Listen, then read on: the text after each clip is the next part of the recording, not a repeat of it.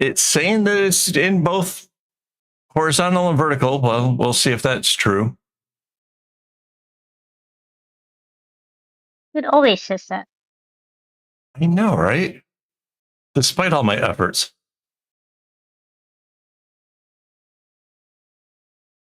Ooh, that's interesting. The little red dots blinking over on the bot.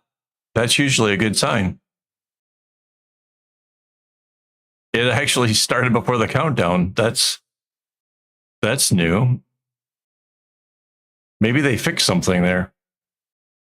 No, they didn't fix vertical. Well, no, I was thinking for the bot.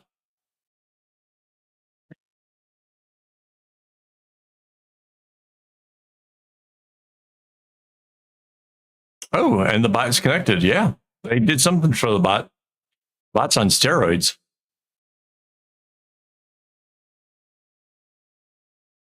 But I did not hear Sheep Chat say the thing out loud. Why is Sheep Chat being weird?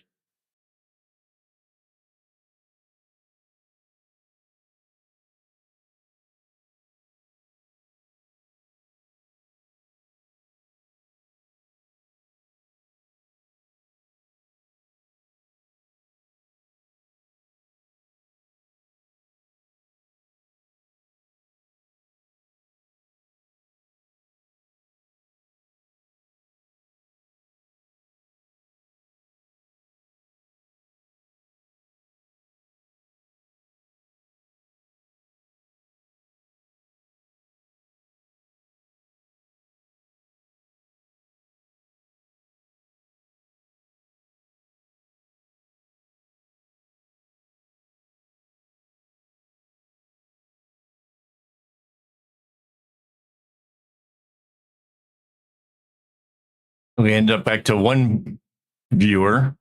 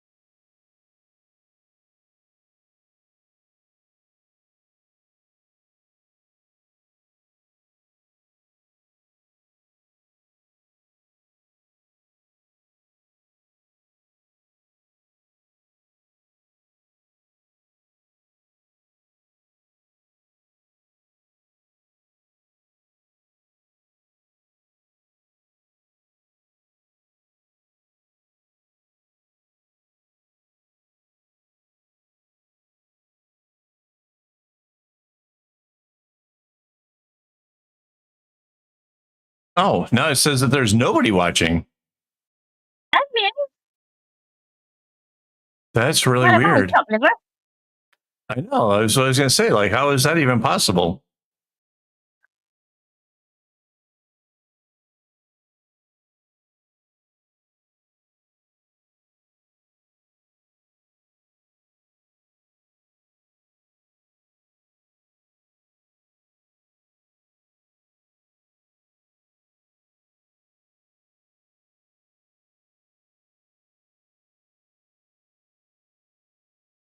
Now it's back to one. And Sylvie's here. That's so weird. It's like YouTube's cheating.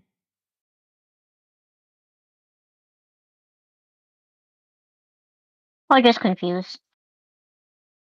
That too. I mean, they keep telling me that I'm having a vertical stream when it's obviously not happening.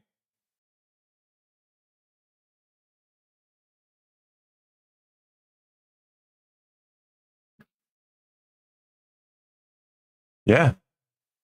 Yeah. I don't understand.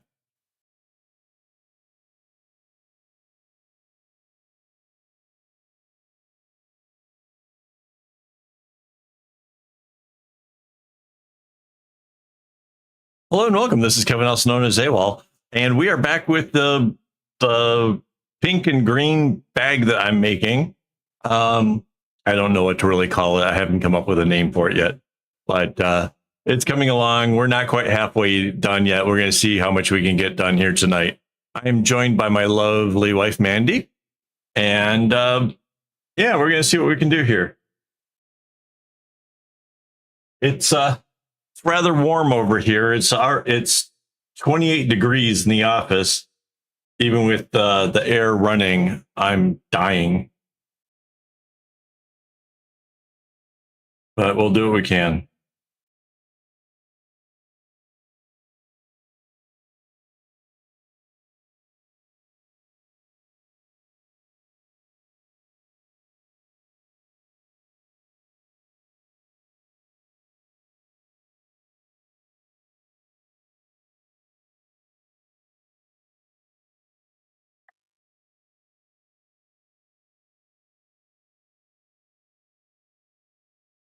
Yeah, it's 28 degrees and 60% humidity in here.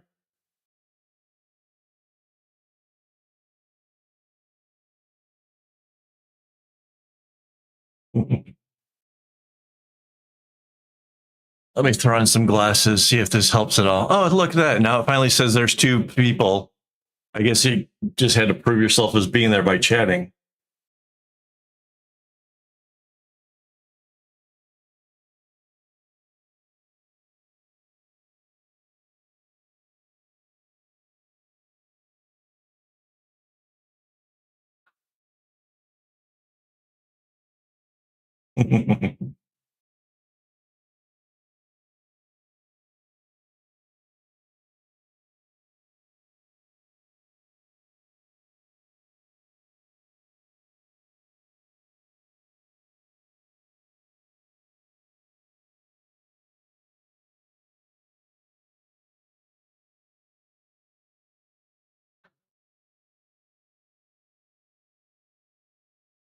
Yes. Yes, I have soda, I have water.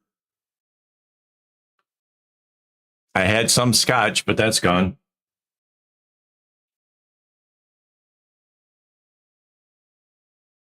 Well, technically, I have a whole nother bottle of scotch.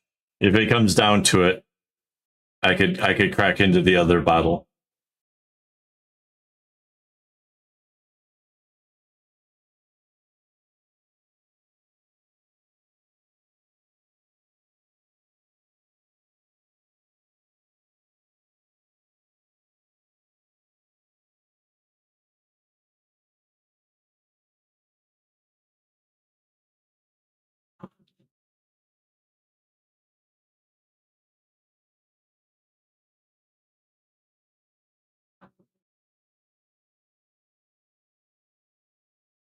Yeah, there are some of these strings are getting low.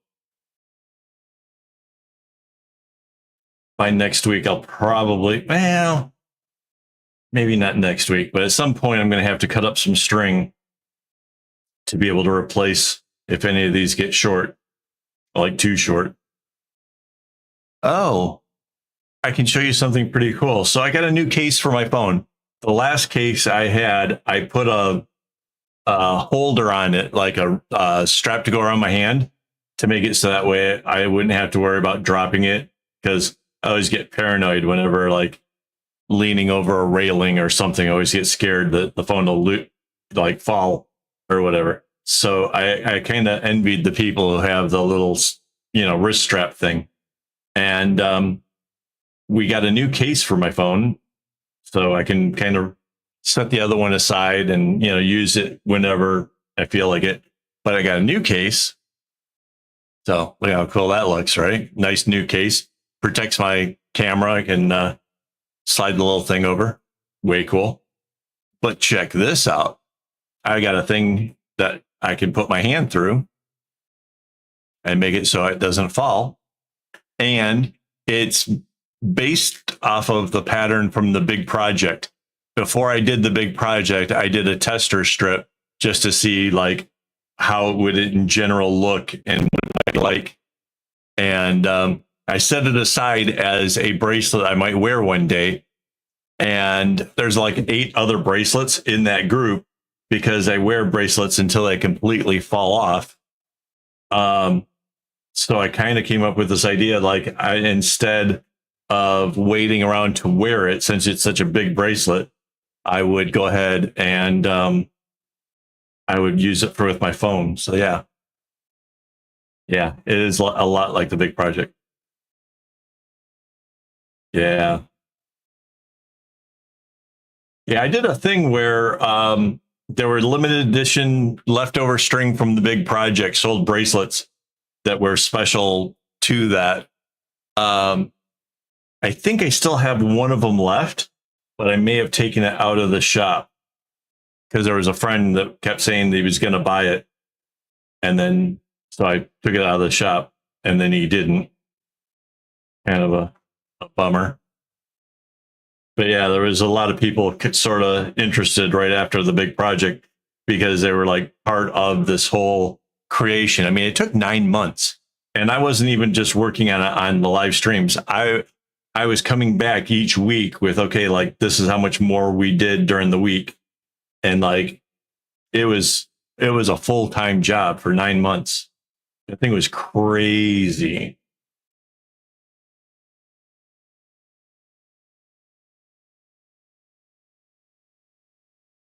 $866 strings wide, 877 skeins of floss.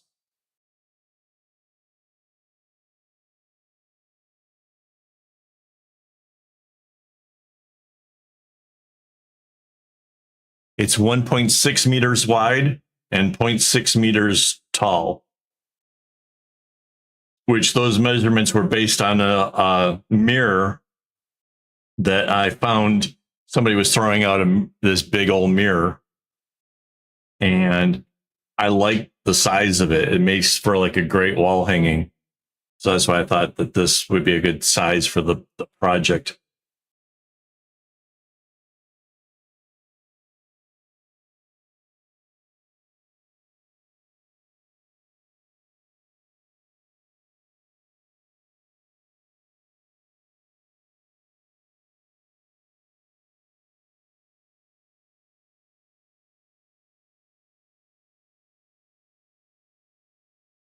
Hang on a second. I just got a notification.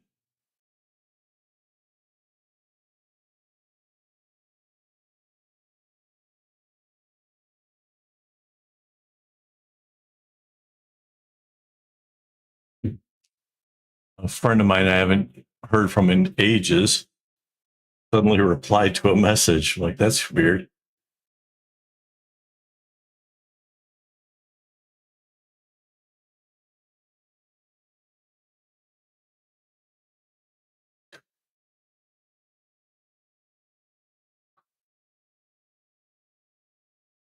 But yeah, I still have one more bracelet that was from the testing era of the big project, but that one's single stranded.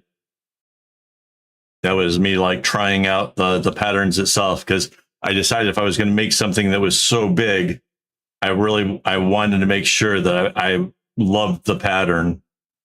And so I played it first with a single strand and thought, yeah, that's pretty cool. The pattern looks pretty neat, and I like how it doesn't repeat itself too closely.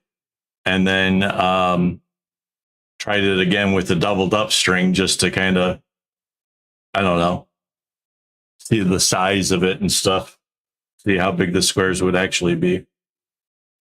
And I saved those 2 for myself. I guess I kind of knew that the project itself was sort of, bigger than life, and that, I kind of want to remember the starting it and that kind of thing.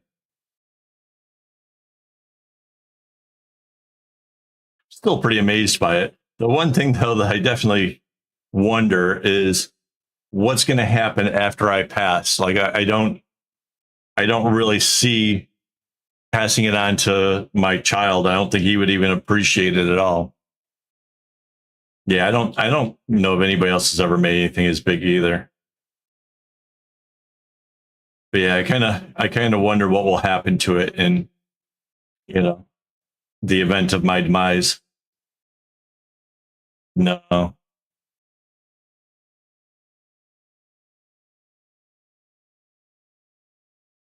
I would love for it to get into like a museum. I think that would be the most amazing possible thing. But yeah,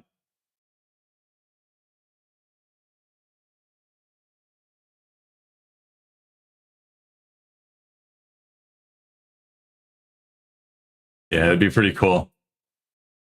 I would like to think of it being taken care of, you know.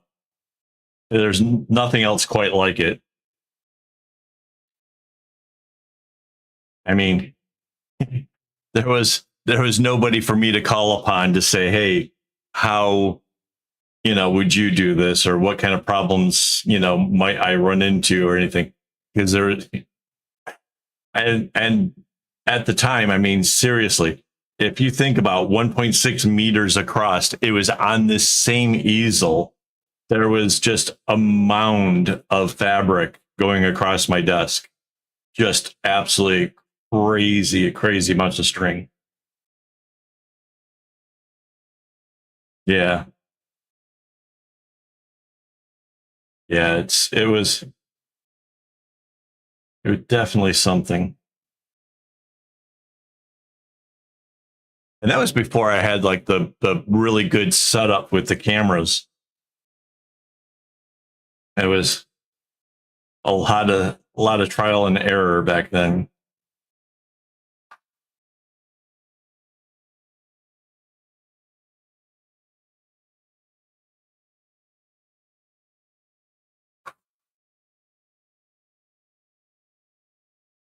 I had to I had a piece of cardboard that had a hole going through it, so that way, like every time I replaced a string, the short ones went through the back, yeah, into the easel area, so they were out of the way, so I wasn't accidentally picking them up and trying to make knots with them. And like there were times where like trimming that up and stuff was quite a project in itself. It was pretty crazy.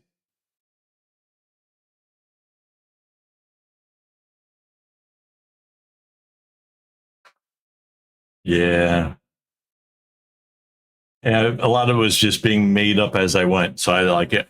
Like I said, I didn't have any references to any of this stuff. I just went for it. I'm surprised Mandy like said, "Yeah, do it." I mean, because it was quite the investment in string.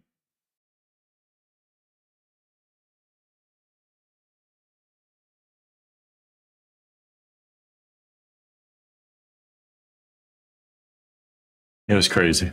It was that was a But whole different if era. you said no, don't do it, then the investment would have might have been in saving your sanity over COVID. So Right.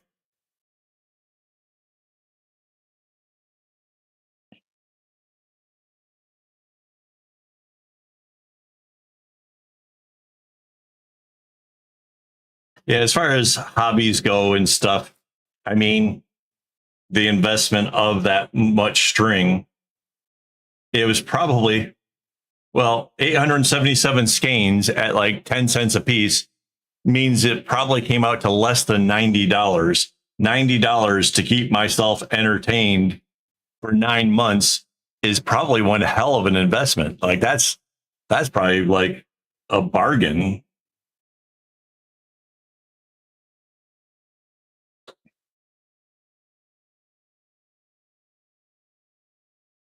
Yeah, I keep telling you, the string that I buy is really well priced. Comes out of China.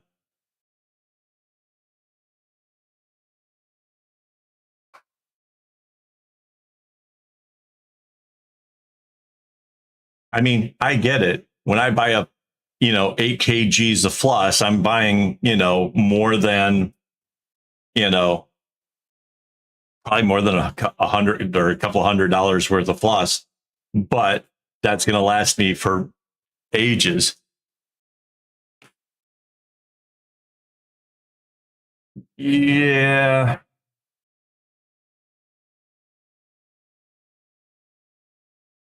Again, I mean, when I buy it, I'm buying, bigger groups or whatever.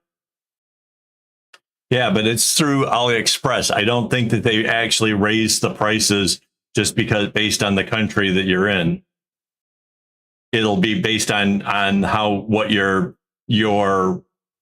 um what your dollar thing is worth compared to, like, say, a US dollar. And that $90 might be like actually in USD, which is definitely more in Singapore dollars, but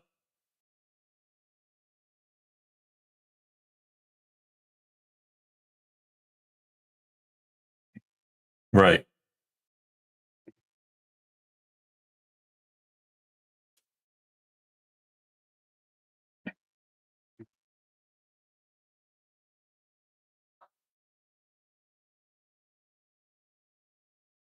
But like they have pricing difference that is right. Um,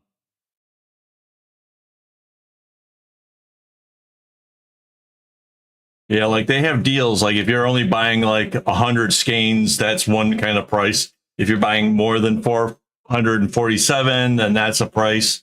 Like there's different, depending on the quantity, the more you buy, the cheaper it gets. Yeah,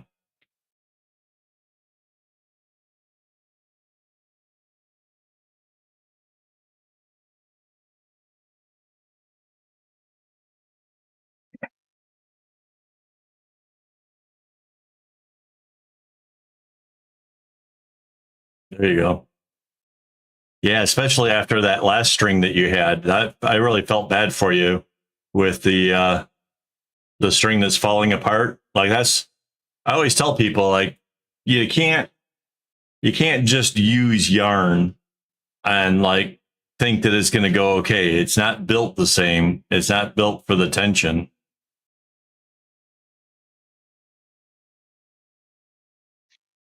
Yeah, yeah. Oh, I bet. There's nothing like getting partway through a project and having it come apart. I totally get it.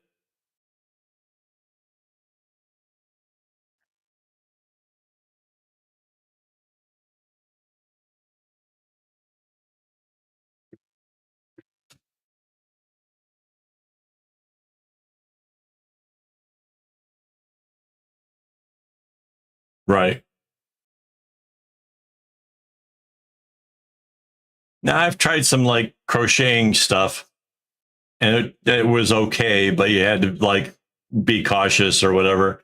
The floss that you get out of Japan that's really really cheap, that stuff will break on you as well. Like that stuff is really bad.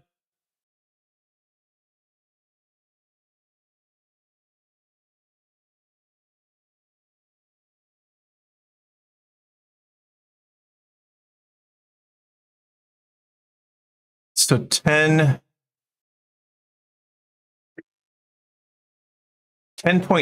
euros for 30 pieces. How much is that per unit?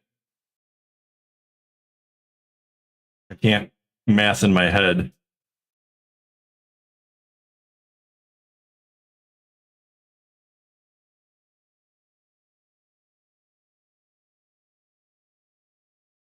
35 cents. Yeah, that's got to be a lot cheaper than trying to get DMC or whatever.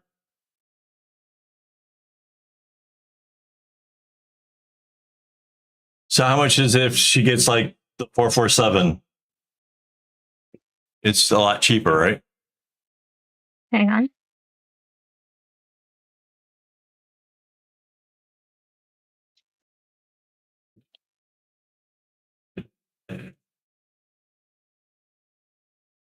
It'd be 93.60, which is about 0.2. So 20 cents a piece. So yeah, by the Yep. time you get to 447 skeins, you're dropping down to 20 cents. You start out at like 35 cents and then like get up to higher amounts. It starts to become more affordable, which, you know, you're probably thinking, oh, but I don't want to spend so much money. But, you know, if you're going to keep staying with the project, yeah, yeah, it just becomes so much more worth it if you're going to be into the hobby for, you know, any kind of duration. The only way it wouldn't be worth it is if you don't stick to it. Right.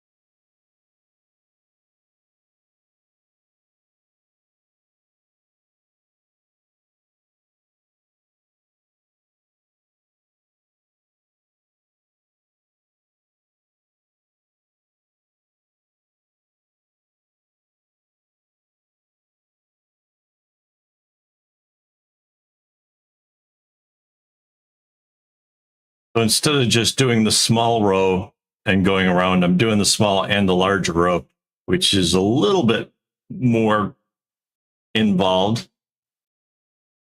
But hopefully it saves a little bit of time, lets me get a lot more done on this.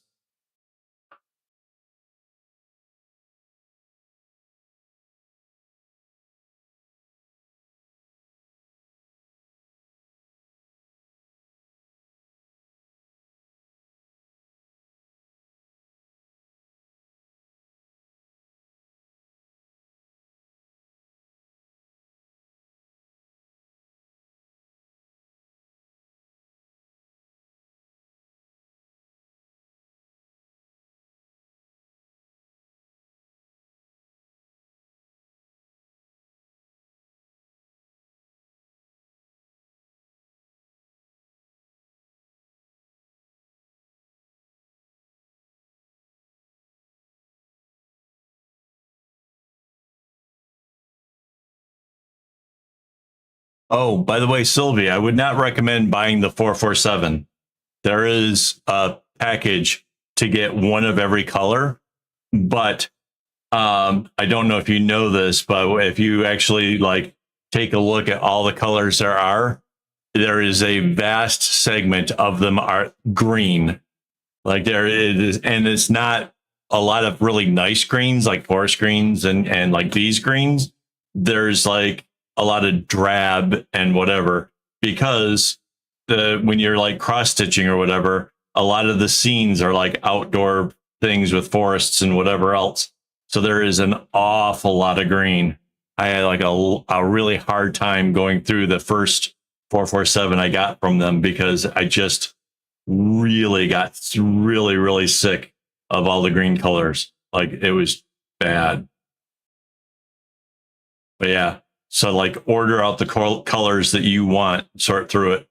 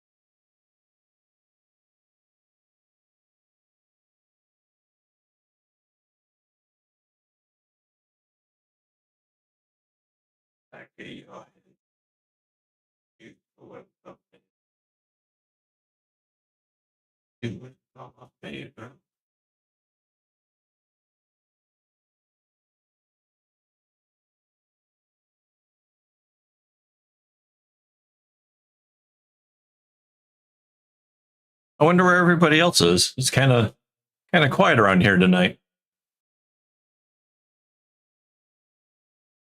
Kind of shocked.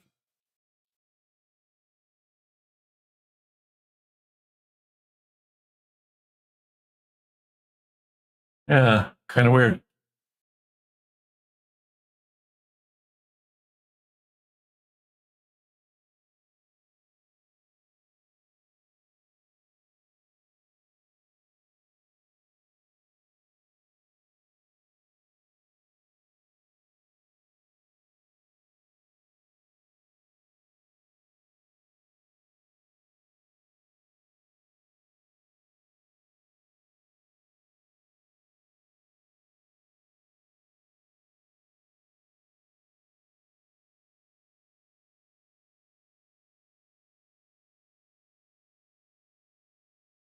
Oh, so we got something in shipped to us here recently. I'm really pondering what I'm going to do with this thing. It's a dummy phone to demonstrate at the events that we're at that we can do the bracelets off the little hook thing and make it so that way you have something to better hold on to your phone with. But my thought is, having worked in the phone business before, I've seen where people steal dummy phones because they look so real. And because it's a dummy phone, most people don't really think about security for that, because who wants a dummy phone? It doesn't do anything. It's not a real phone. It's, you could give this thing to a 2-year-old, you know, and like they can't do anything to it. It's just a dummy fake phone. So I'm kind of pondering this notion of covering both sides in stickers, possibly AKAAWOL stickers, you know, just because that's kind of cool. But I don't know. It's just a toy. That's the whole, you know. So I don't, you know, if people see there's actual stickers on it, they should probably make the connection that there's nothing worth value there.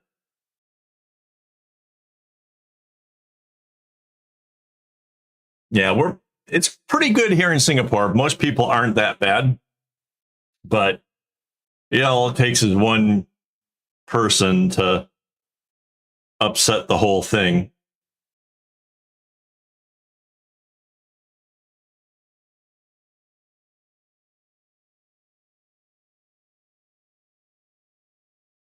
Yeah.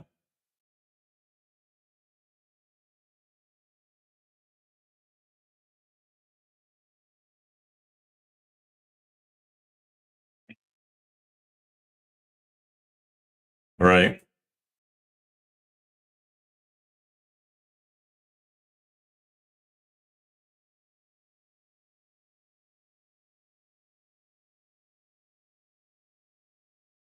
I was thinking about there are some cool sites where you can like get stickers made up really cheaply. I was thinking about doing a few different ones, and then just whoever orders a bracelet, just slipping in a couple stickers in with the order, just as a nice little bonus thing. I think it'd be kind of nice. I don't know. Like if I can get a decent price on the stickers, that is.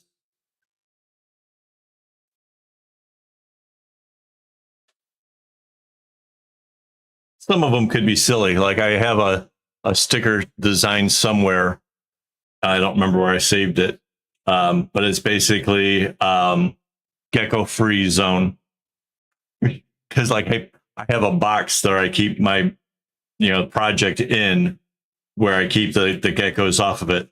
Because like seriously, they're getting around in the office. They got onto this plastic bit that I have for the behind here, and I know that they were on it because he pooped on it. I had to clean it up. So yeah, I know that there was a gecko on here at one point or another.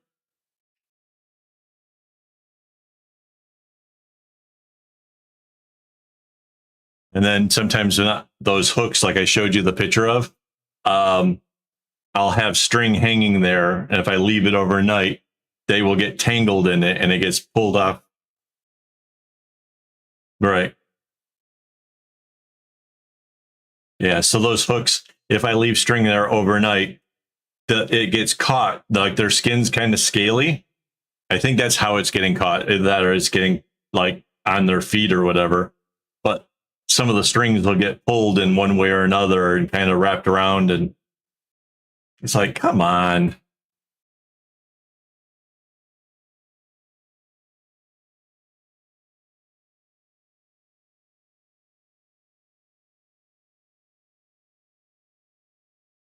Yeah.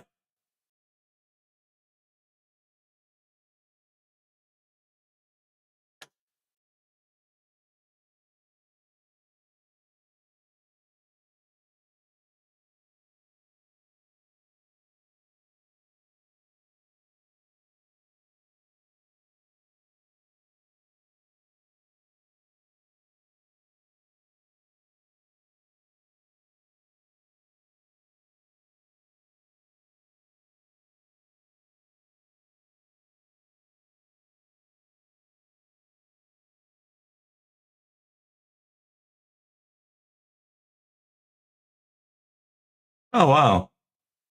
No, I didn't know that. That's cute.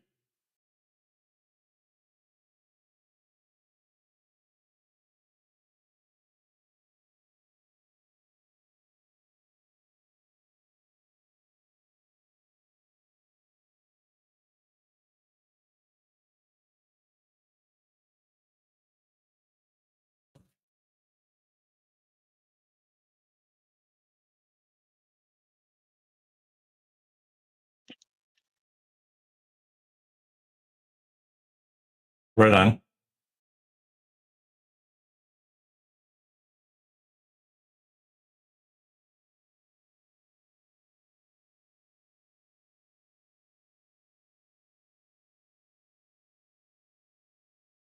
Right on. Yep, yep.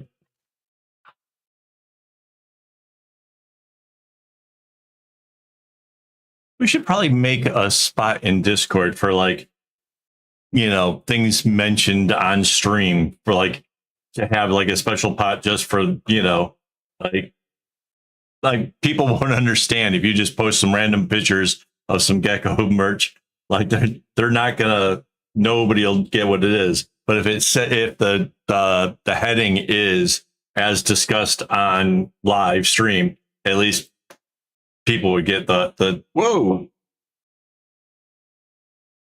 There's a Mozzie just came into the picture here.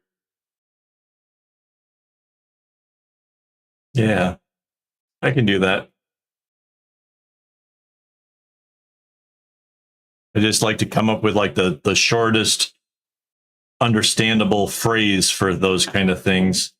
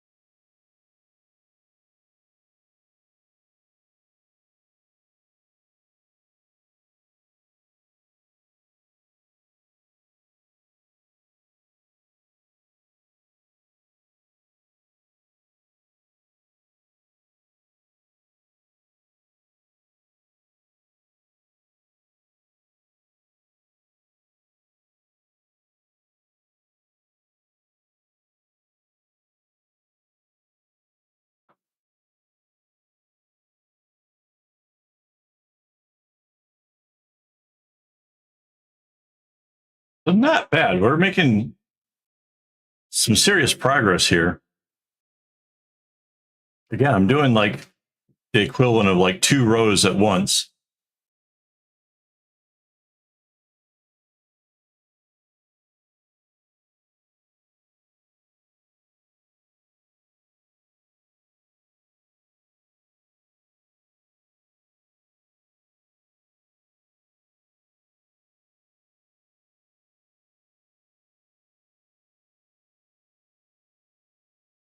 So it says my audio has some kind of a bit rate thing going on here. I'm not sure what that's about. Does it sound weird?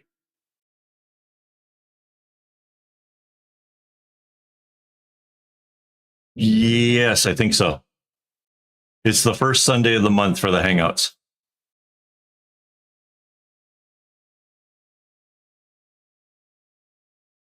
There is. I wonder what that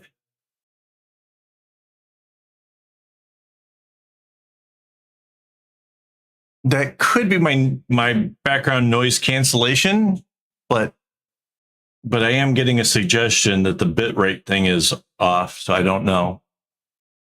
Okay, thank you.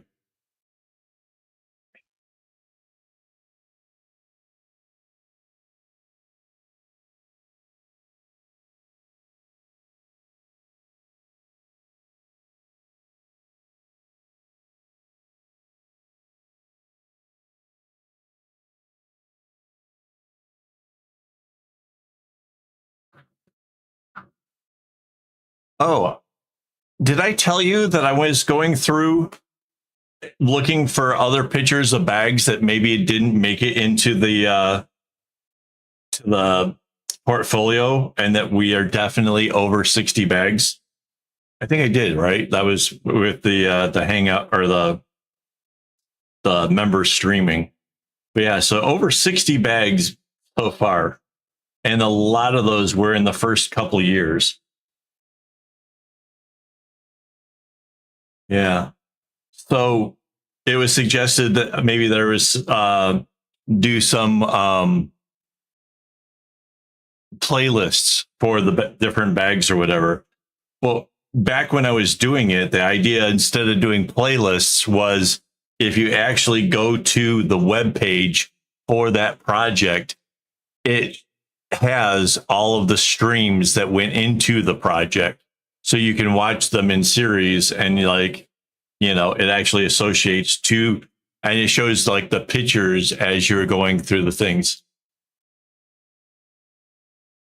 Yeah. Yeah. No, I agree. Like, I don't know. It was so weird. Like when I had the notion, like I can make cylinders, I can make, a really big cylinder, and then I'll just seal off the bottom, like bring it in and whatever. And so like, obviously I knew what pattern I wanted to do. My favorite pattern, the pattern that like, you know, I can do without thinking. I could be half drunk and I can make that pattern. Um, and so that part was easy. But then I was like, what if for whatever reason this isn't going to be great, So I ended up settling for some of the cheapest possible string ever. And it turned out cool. It turned out really, really cool. Except while I was working on it, there was I didn't balance out the colors. I ended up there's a purple that gets used more because I was trying to balance it all out. Like big, small, medium. They all had the whatever, but for some odd reason I didn't balance it, and I needed a particular color, so I needed to go to the cheapie store to try to get more of this floss. And I went all over the island to store after store trying to find this floss. And I think it was like the 6th or 8th try, something like that, something crazy, like all over the place. Get the floss and finished it up like that. That worked out like pretty cool once I finally located it. And then Mandy was going to have a bag the same size. So we order the floss out of China, the factory store. We order the floss, and I take on a pattern that's way more complicated. It's an elongated arrowhead. Like the regular arrowhead's kind of short and sweet like this. But the elongated one, it kind of, after it comes into the single point, it goes to like a little 4 square and then a single square and then the next color. Way harder, way harder. But we decide that we'll do that and it'll be fun. And it turned out that this difference in the size strings is so great that the bag itself became too big for Mandy to want to carry around. Mandy's just this small, petite little thing.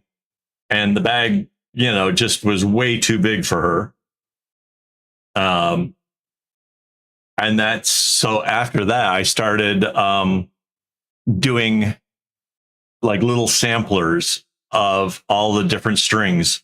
So that way I could do the math calculations to find out so I could make bags of any size based off of, these little sample things that, that definitely works. It definitely makes it a whole lot easier if I'm aiming for something specific. Like a lot of times it's based on feel or whatever.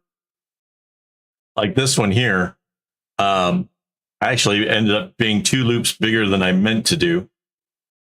I wanted to do it the same size as the last bag, but I guesstimated how many loops there were, and this has 2 more. I know that because when I tried to put it onto the same thing as the last one, there was 2 hanging off the end, and I'm like, yeah.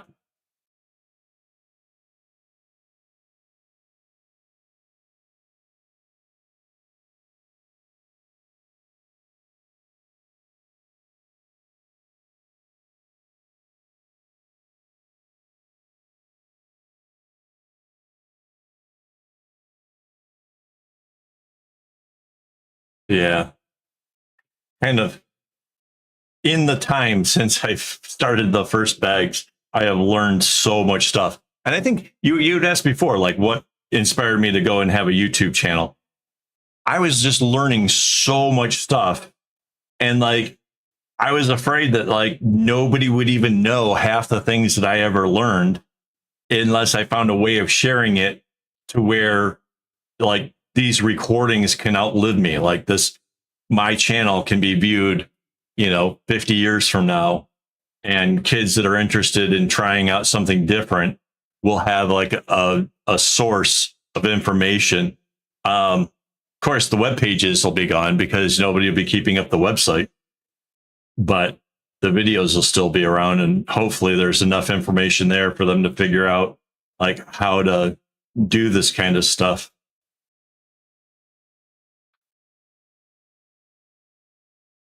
But yeah, I always wanted an apprentice. I tried teaching a few people who seemed really enthusiastic at first about the notion of making these things.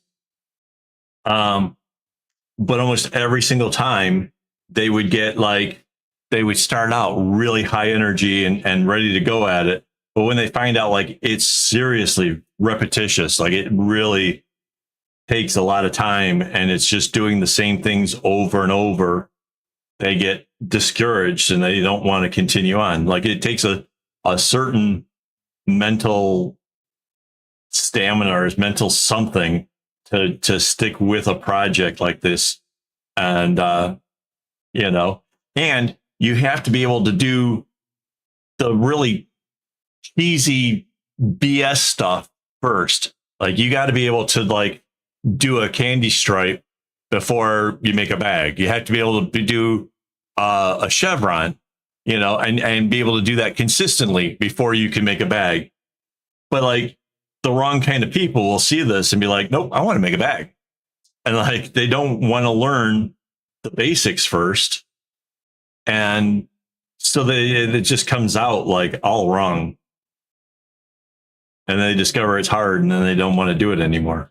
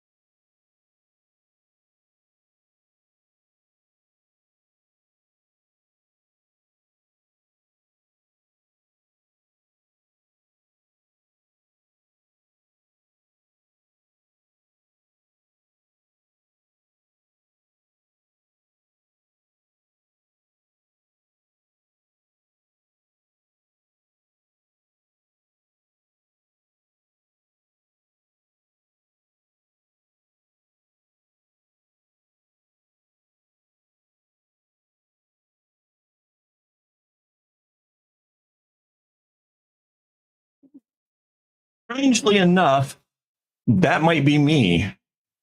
I was instantly good at it because the girl teaching me only knew how to do the candy stripe. She had learned it, at like a camp thing or something like that. And she only knew how to do the candy stripe. And so I did candy stripes and I made a lot of them. I made like 50 of them. I went to a concert for the Grateful Dead and saw people with amazing bracelets and realized that mine weren't worth as much as I thought they were, and started selling them for like $1 a piece. And I got a little bit of money. That was pretty cool. But I kind of knew that there was something more to it after that. Like I knew that there was patterns and things to be had. And it wasn't long after that that I had the epiphany that if I tie the knot backwards, it would go the opposite direction.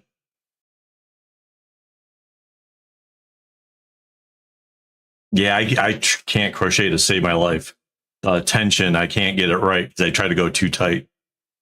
But yeah, I did the as soon as I did the chevron, after I figured that out, I immediately figured out, like in the middle of it, I did one of these, like from the dovetails. I did one of these in the middle to switch the direction of the chevron. And I loved the middle of it so much that I ended up doing this kind of a pattern was like the next thing I made after I had just learned how to do the everybody calls it the left knot. I guess. Oh no, they call it the backward knot. I call it a left because depending on which direction you learned, it's either left or right. Well, I call it forward and backwards. So that doesn't make, that's like implying that right-handed people are correct and left-handed are not. Like just call it left and right. I don't know.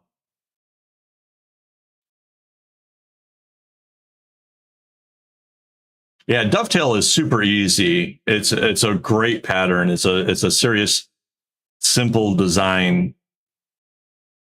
There's a lot of variations that you can do on it as well. So if you want to like experiment around, there's a lot of stuff that you can play with it. If you want, I can make patterns for you, which would do two things. One, it give you a pattern to work from, and two, it gives you more experience playing with patterns that I've created. Because not everybody likes the fact that I don't have the little arrows and stuff on it. Yeah, right. So like actually calling it which direction it goes in, like this right here. This is a left knot. It's going to the left. This makes more sense.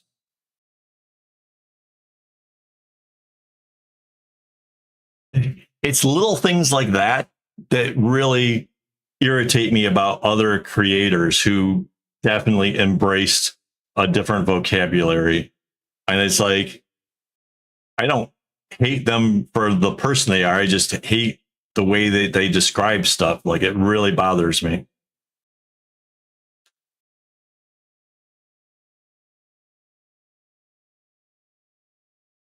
It's like the people who say you have to do something a certain way. Like I suggest like my strings are 1/3 of a skein because that allows me to make sure that whatever the pattern is, I don't have to worry about running out. And it's the largest amount that I can divide the skein in that's plausible, because the next one would be 1/2, and half a skein would be 4 meters long. So the length after you flip it in the loop would be 2 meters long. That's way too hard to work with. So like I have like a whole method or whatever, but I don't tell people that that's the only way you can do it. It's up to your preferences, like what you are comfortable with. A lot of times when I started out, I cut my strings in quarters, but there were certain patterns I'd always had trouble with because one color gets used a little too much. So we're almost halfway because I can almost make it show both sides here. Yeah. Yeah, for the most part, like when it comes to a lot of that stuff, I just avoid it.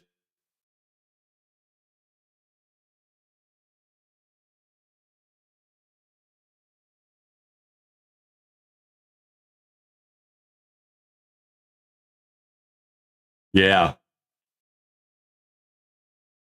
Yeah. And I would argue that if you need to pick something out, this right here is a not knitting needle. What is it? It's a needlepoint needle. It's big, it's fat, it's kind of the end of it as like I can like tap it. I'm not like gonna draw blood. It's really fat. It's really easy. And then just give yourself a little tail. So if you drop it on the floor, you can find it. Works great for me. And it's made out of steel. So I can stick it over to the side over here where I have some magnets and I always know where to find it. Way better than a safety pin, which comes to a really sharp little point. Yes, they're convenient to like put away or whatever or have. I did it back in the day. I thought they were pretty cool. But after trying a needlepoint needle, discovered I didn't destroy the floss when trying to undo stuff. Like if you actually make a mistake far enough away, you're going to have to undo a whole lot of knots. You don't want something so sharp. It will damage it. So yeah. But if that's what you would like and that's what works for you and it, you know, fits with your thing, then do it. Yeah.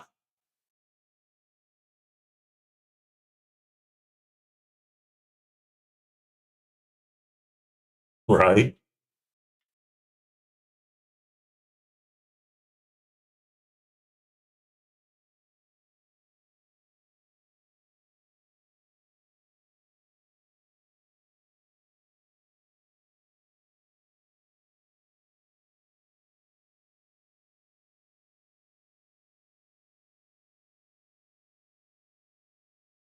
Oh, good for you. Speaking of glasses, I was just thinking to myself, we had bought something for these glasses, but it didn't fit. I want to find something like the that goes around the back that keeps them from sliding because these glasses are really good for this distance, but they slide down my nose too much. And I would like something to go onto them. But the bits at the earpieces are really too skinny. So the things that we had gotten for them don't fit. They're just, I have another pair of glasses, but they're kind of made for a different distance. It isn't quite the same.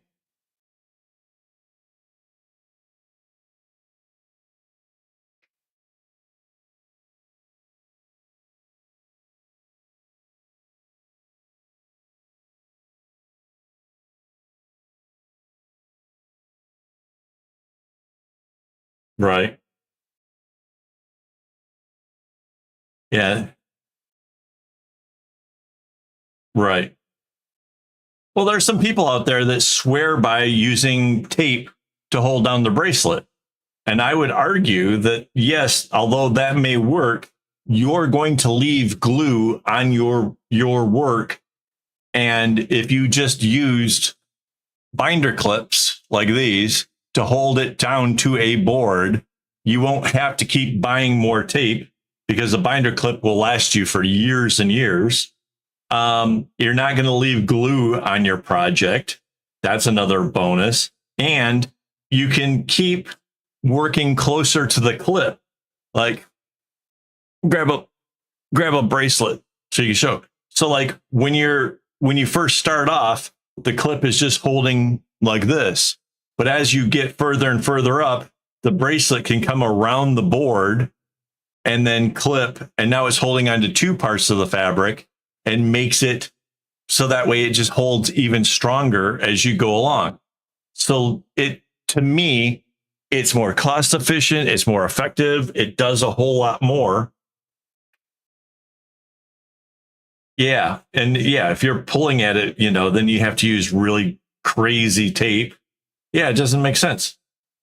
But I don't argue with people who insist that that's the way it has to be done because you can't tell some people.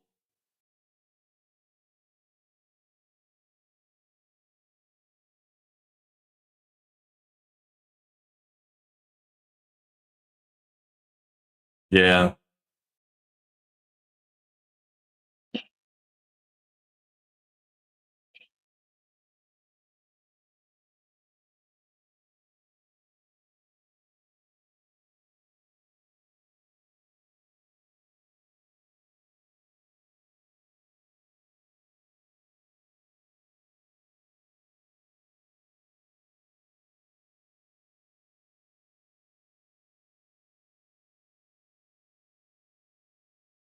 Yeah, one of my first videos is me demonstrating different places of going around with a clipboard. The board I had at the time was a cutting board that we picked up while I think we were in Indonesia, right? Was that from Indonesia? Was the cutting board that I used, is that from Indonesia? Yeah. Yeah, I thought so. So I bought a cutting board in Indonesia and made that my clipboard, and I was demonstrating like some of the perks of using it as the board. I have added so much to it. I drilled.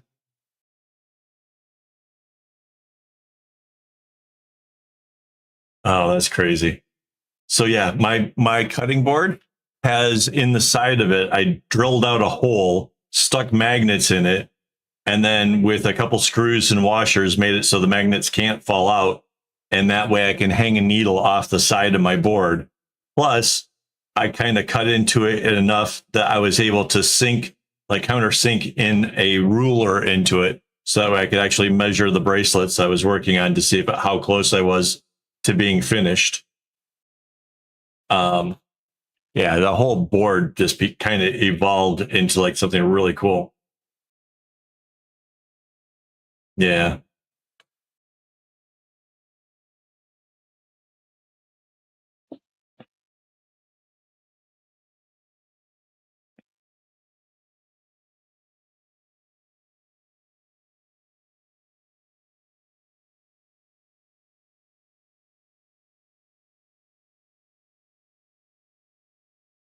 Yeah, that's kind of one of those macrame boards are not great because you can't clean it. That's like I had a cork finish over one of my boards for a little while.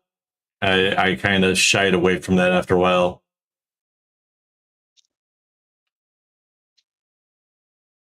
Yeah.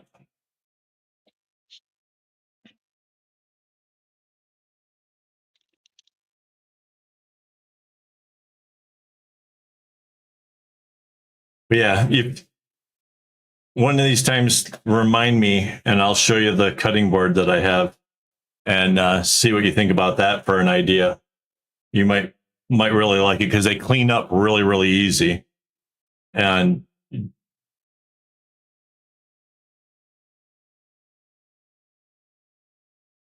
right.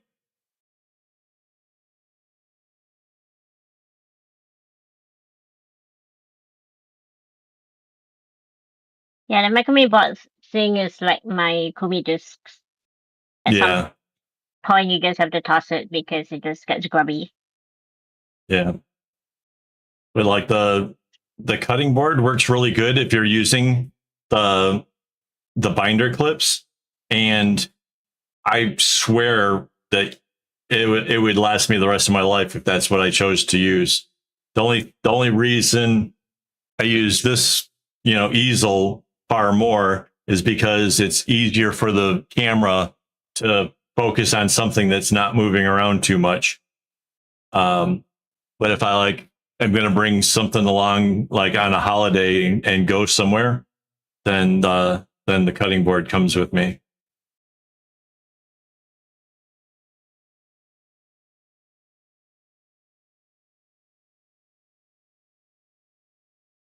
Weird. Why would?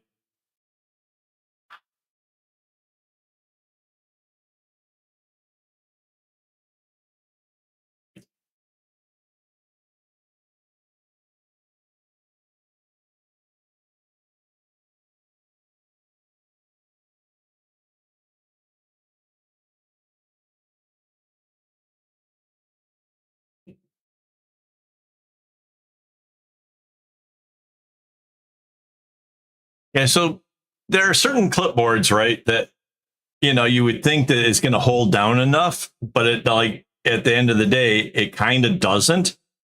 So like the clipping part isn't so good. So what you really want is you want a board and a clip, not necessarily a clipboard, if that makes sense. So then things like a cutting board works out really, really well. you know, because you can get some that are really thin and like made out of like a heavy grade plastic. Those work great. Like if you can find like a A4 or bigger of that, the plastic cutting boards, those are awesome. Um, but yeah, like if you find like a wooden board that's like the right kind of size, and by right kind of size, if you're gonna work with it like where it's kind of sitting from your lap, you want it to be like 18, 20 inches long, so that way it kind of holds it up in front of you, so you're not like all crunched over trying to work with it. So that's kind of a trick. That's why. So yeah, if you're trying to do like a board, you kind of want it, you know, 18, 20 inches long. So that way, if it's sitting off of your lap, leaning against a table, that where you're working is in front of you. So you're not too, your neck isn't too crunched over. You don't want to strain you don't want to strain your neck is the key part to that. Um, but that's again, like I found a cutting board that the circular handle, like that hangs up on the wall or whatever, sits in my lap, and then the squared off part at the other end of it is up on top, and that thing works awesome. And it's small enough that I can like shove it in a suitcase and bring it along.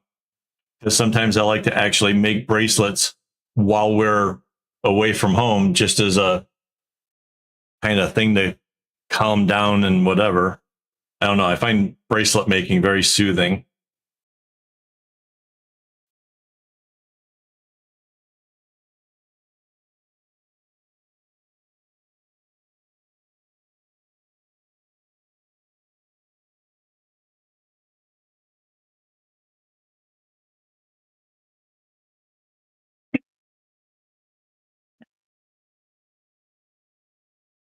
Hmm.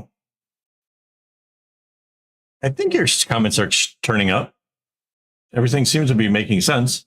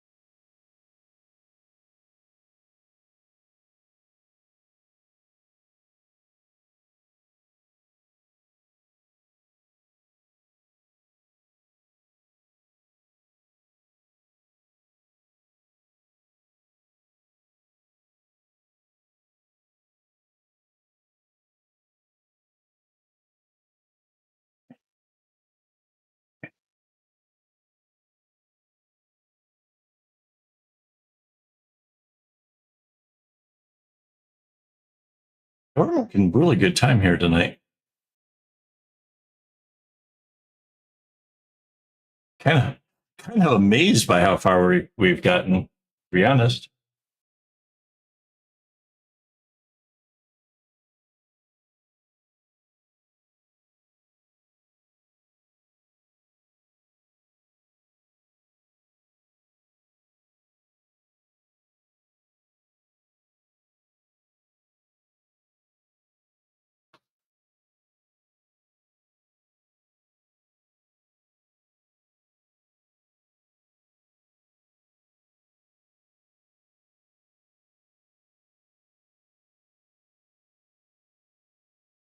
Yes.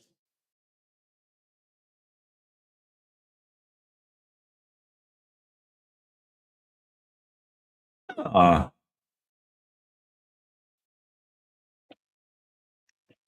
Okay, you have to remind me. Is that the cat or the rabbit?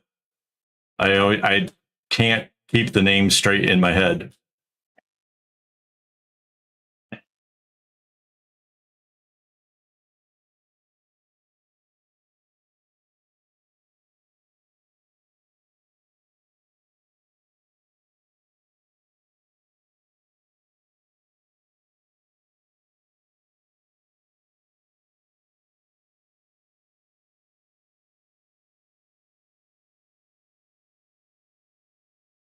The cat.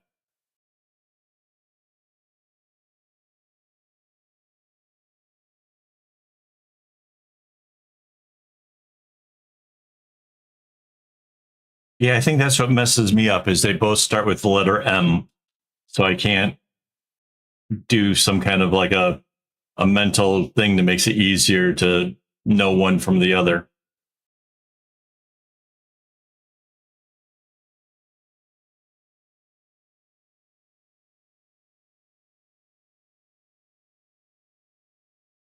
No. Neat.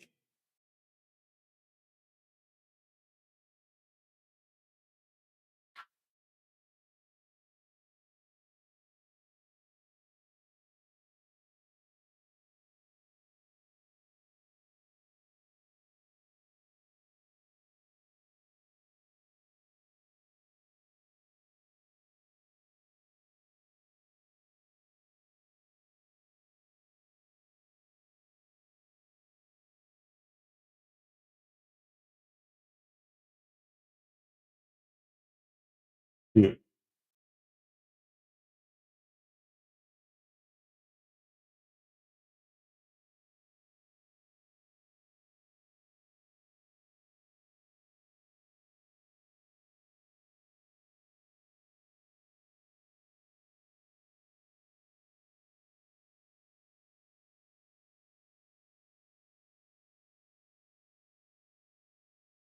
I don't think I could see myself having a cat, or not a cat, a rabbit, because when I was young, um, my sister bought a house where they kept a lot of rabbits, and they kept them in the basement and just had these big, kind of waist high boxes with like rat wire for the bottom of it. And so, like, all of the rabbit waste would just fall through to the floor. And, like, I don't know how frequently they were going through to shovel it up or whatever, but probably not frequently enough. And, like, the smell just absolutely, I just can't. Because my sister would insist us kids would have to play in the basement. So we were out away from the adults, but we'd have to go down there, and it just smelled so bad. And it would take you like 20 minutes before you like stop kind of feeling sick from it. Yeah, I really hated that. Oh, bunnies. Yeah, they were not treated well. I don't know why somebody would keep them in those kind of things. Yeah, that's yeah, I don't know. I'm sure my sister got the house for cheaper because the house was such a POS. Smelled bad. It was just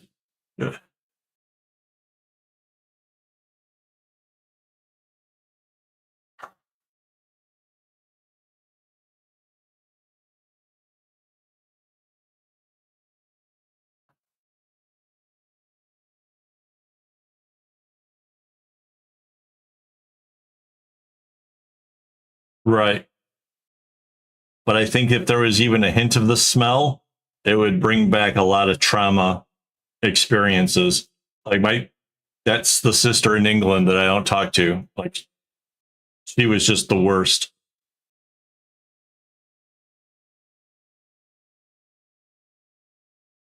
I hated the way she used to abuse her kids. I hated the fact that she would let her husband abuse me.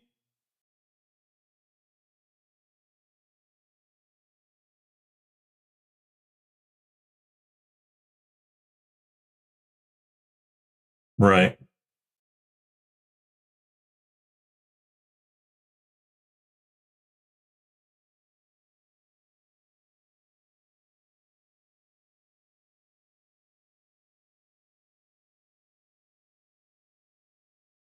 Yeah, probably. I don't know. I talk a lot. I don't remember half the things I say.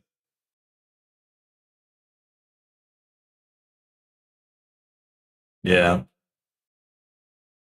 Well, I had three sisters growing up, and each of them had their own, left their own mark on me as far as like their overall whatever, like attitudes. And the youngest was quick. She was like the Karen memes about abusing clerks and wanting to see their manager and stuff. Yeah, that was her.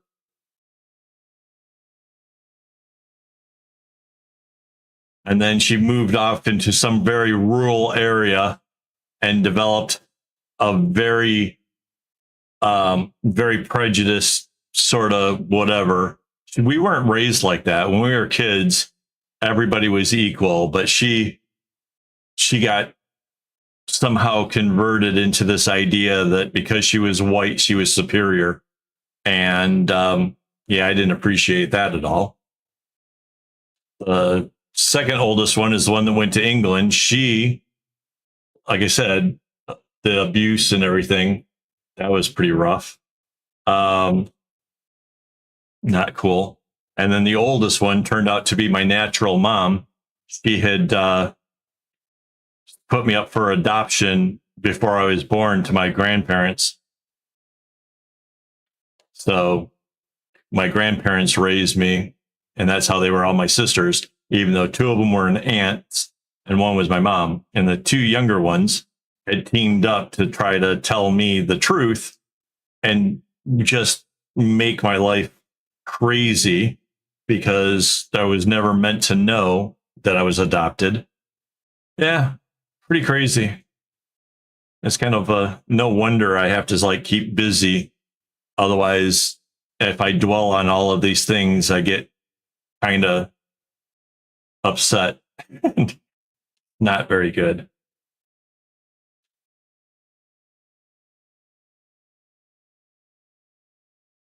Yeah, yeah, because they felt superior to her. And then the lies that they told me that she didn't know who my father was, that she had been out with so many people that, you know, she didn't even know who the father was. Like, what a horrible thing to say about your own sister. It wasn't true. She knew exactly who it was.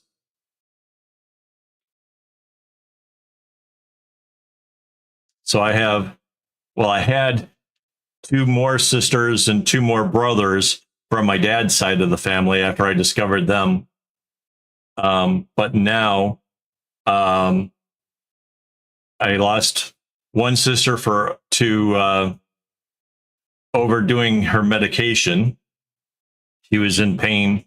She put her hand through a glass window, you know, like a glass window on a door, and took too much and never woke up.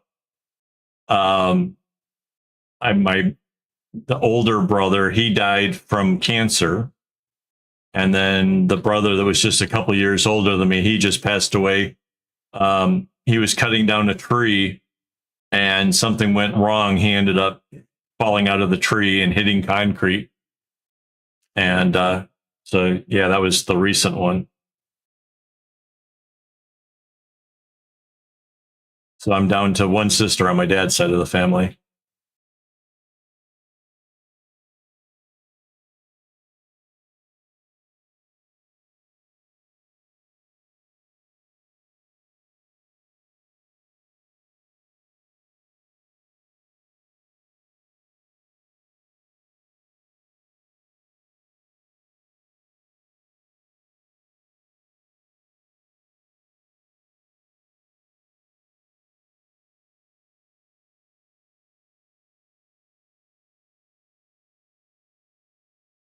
Yeah. Yeah, she's good people.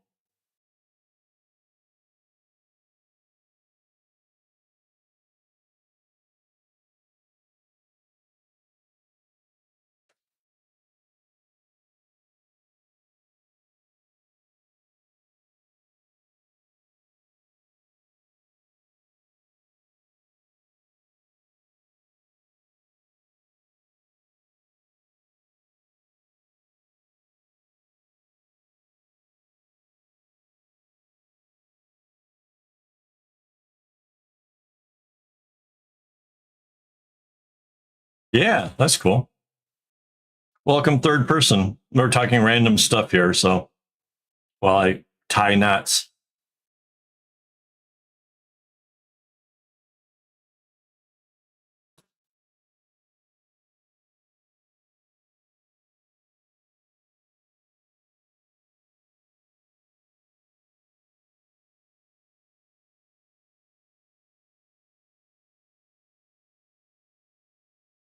So there was a thing for tomorrow, according to my Chinese calendar. It says the end of heat. We suspect it means the end of summer, but it says the end of heat. So hopefully that just means that things are going to start cooling off for everybody involved, especially here. I could go for a little cooler temperatures.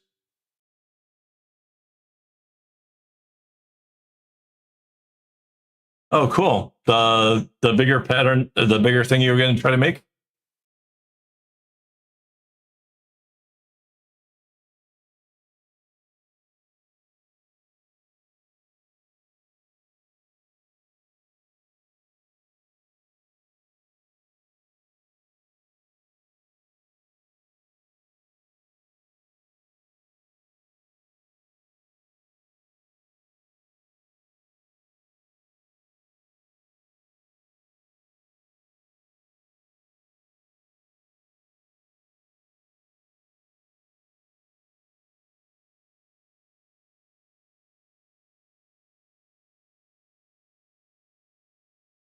Yeah.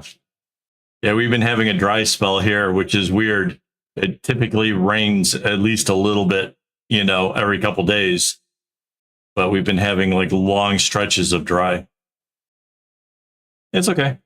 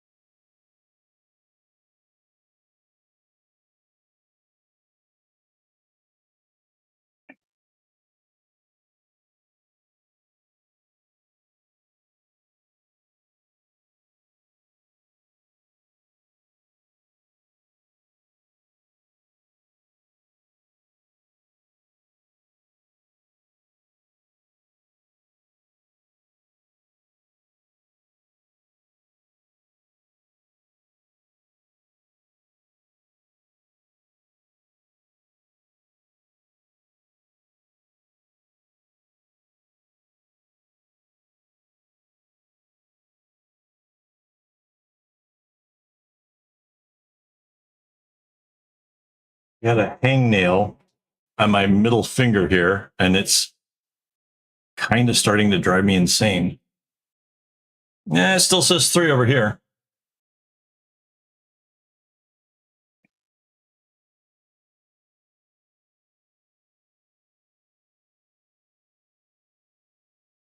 There's been a lot of people kind of coming in and out, I've noticed.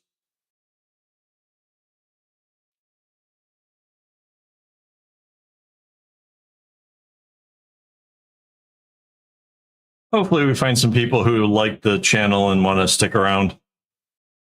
Maybe get some subscriptions and stuff. That'd be cool.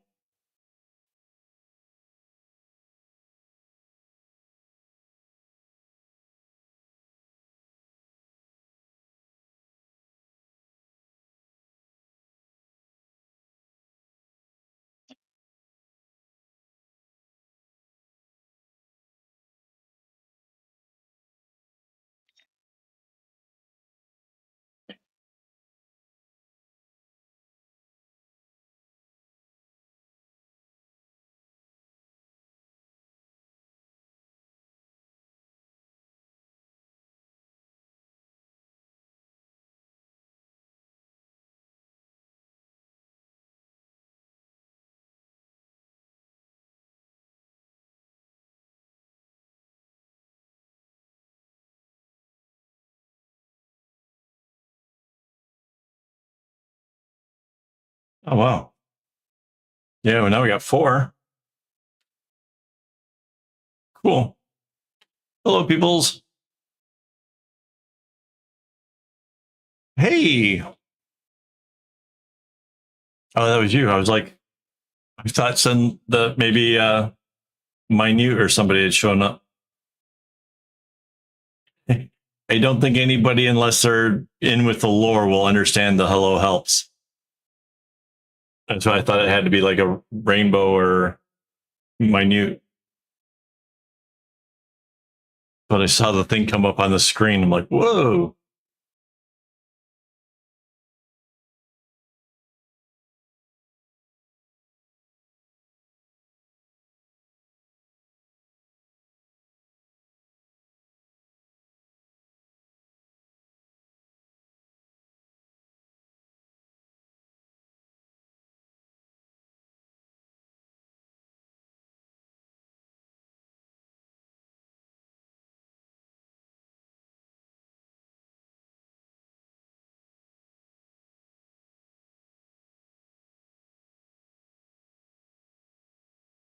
Yeah, it startled me there for a second.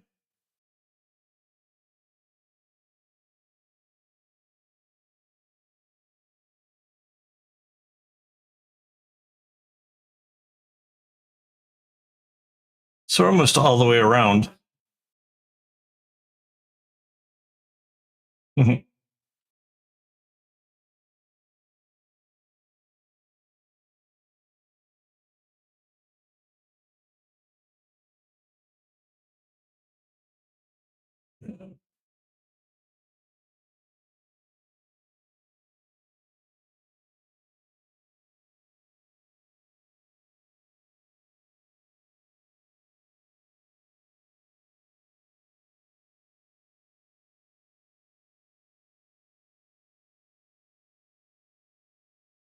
No, it's so good. Just startled me. So almost all the way around. So this up to this little green spot over here. And then I can start on the next rose.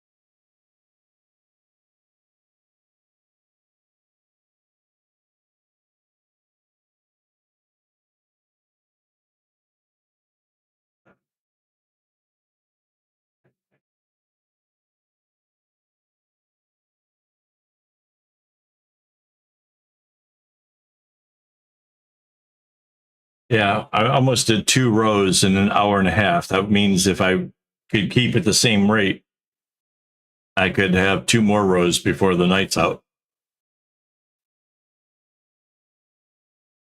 which would be great progress.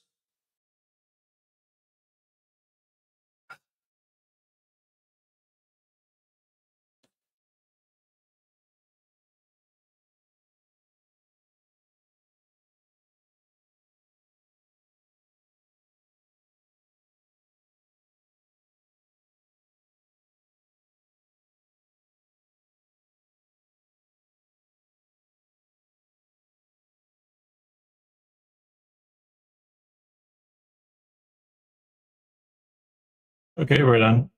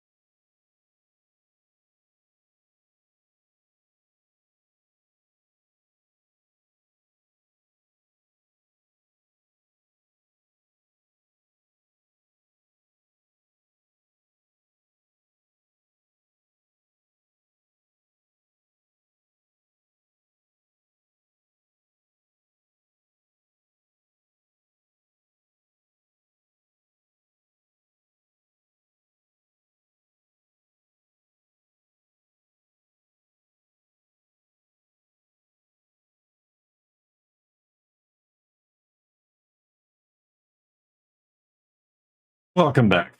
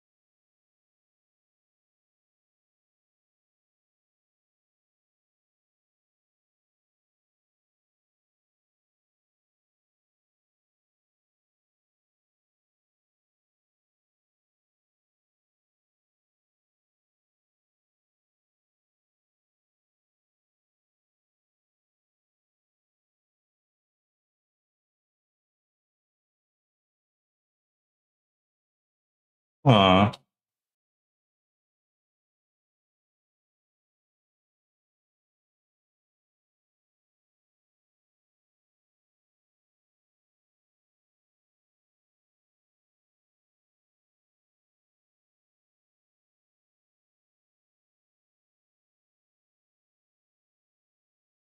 Aw.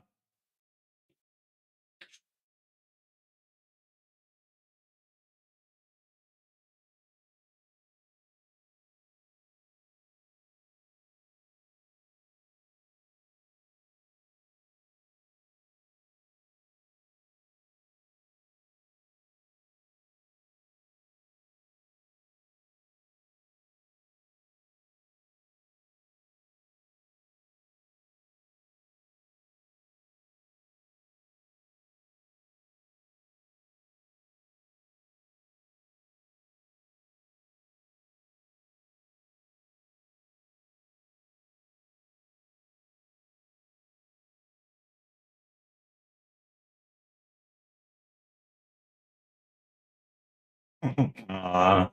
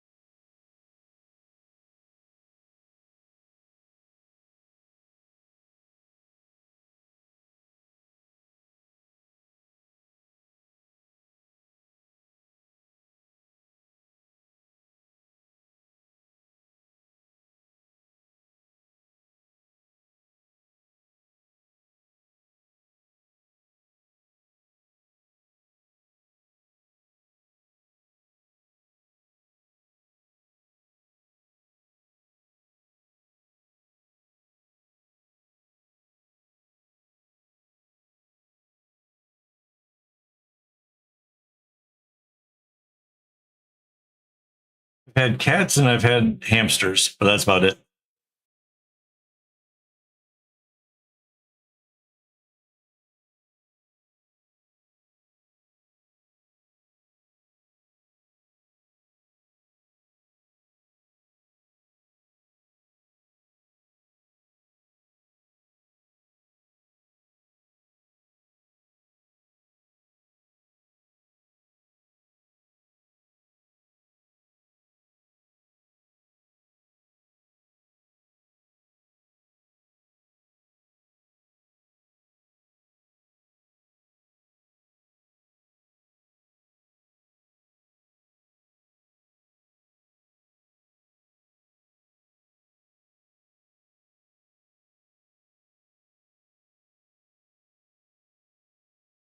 Yeah, I don't know. They were. I thought it was pretty cute. Didn't didn't get real like where it would like hang out on my hands or anything, but it put them in the little bottle, let them run around the rooms and stuff was fun.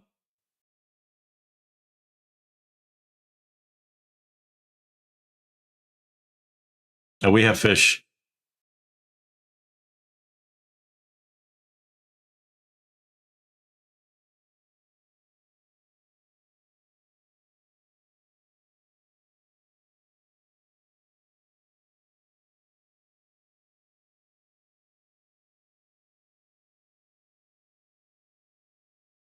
Right now we got neons and a couple different kinds of shrimp. We got the little cherry shrimp and some what are the other ones called, honey? I forgot their. Sorry? What's our other shrimp called? We got cherry shrimp and what are the bigger ones? Amano. Armano. Yeah, we had Armano shrimp, which are these big ones that have lasted for a long time. They're really cute. They're like almost clear.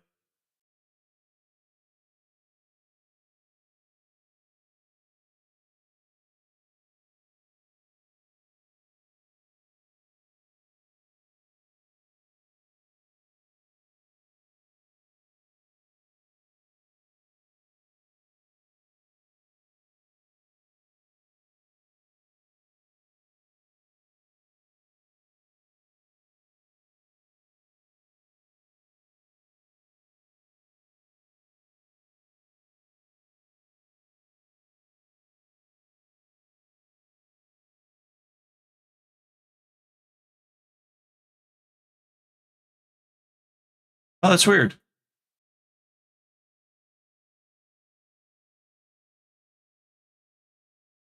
Oh, yeah, guinea pigs are cute.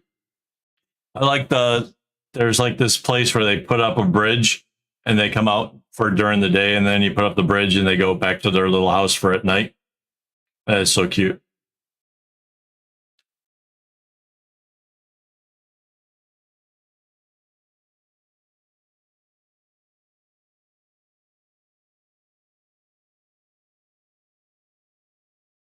Yeah.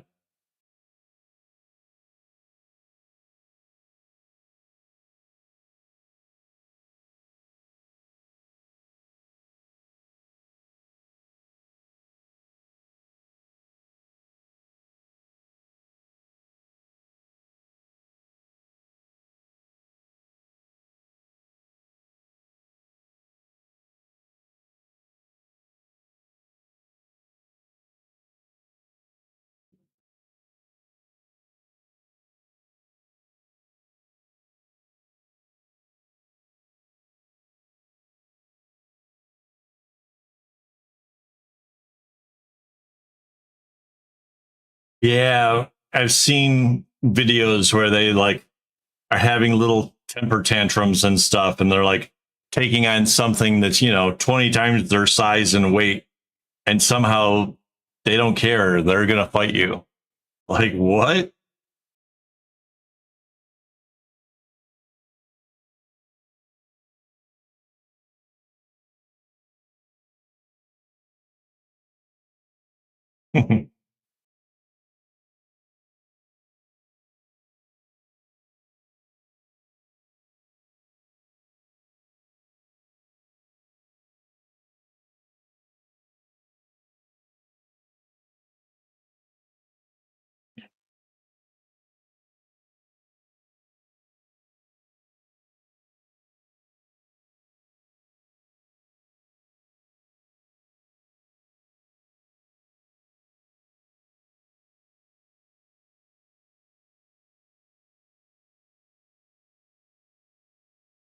Right.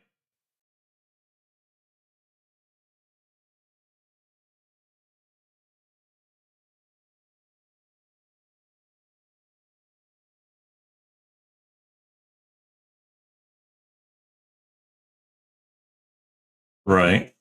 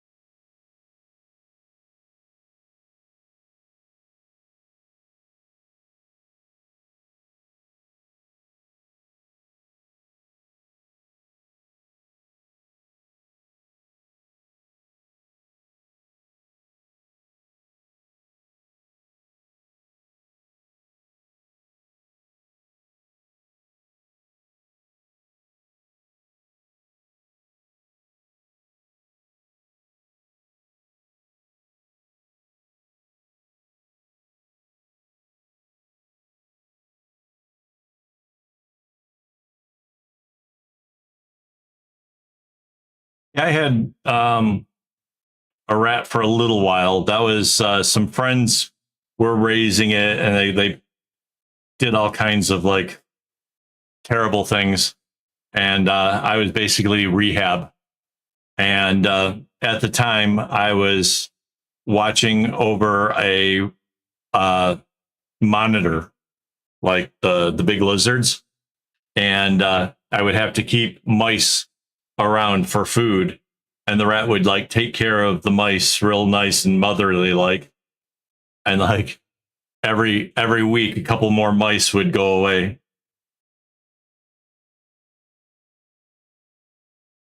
But For she, mice. huh? For mice. Yeah,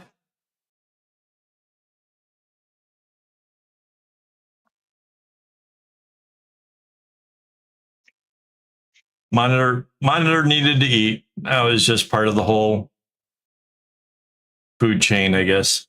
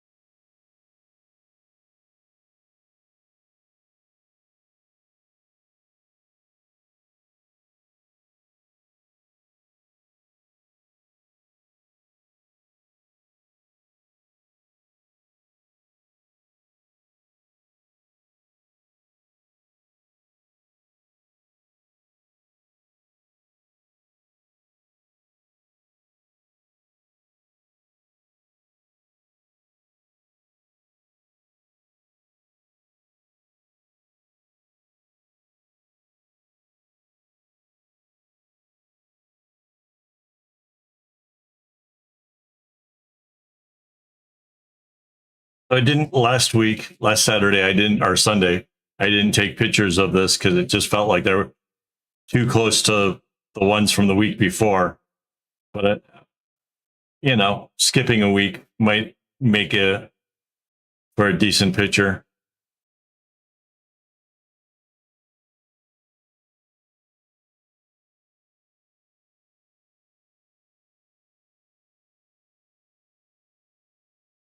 Yeah. Just kind of felt like it was just too close to where we already were.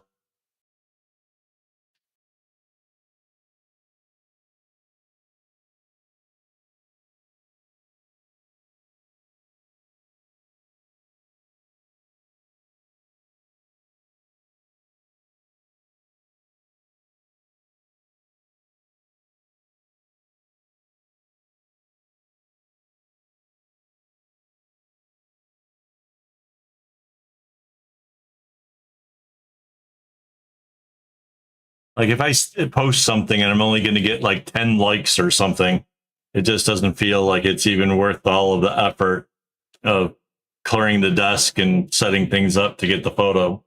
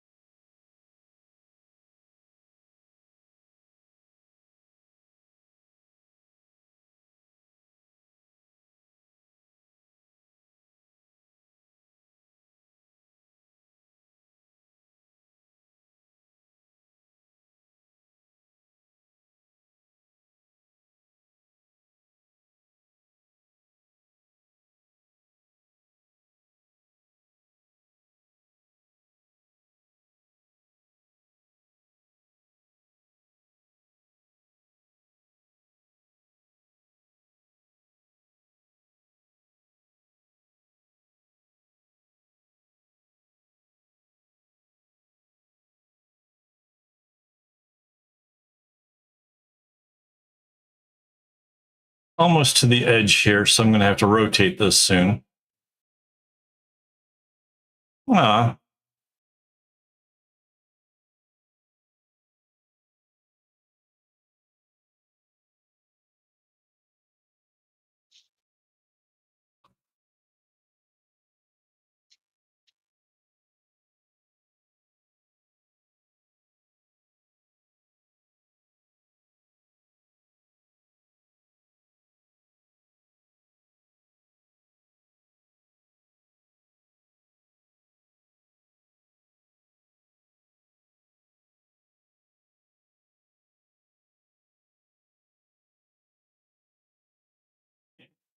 Uh,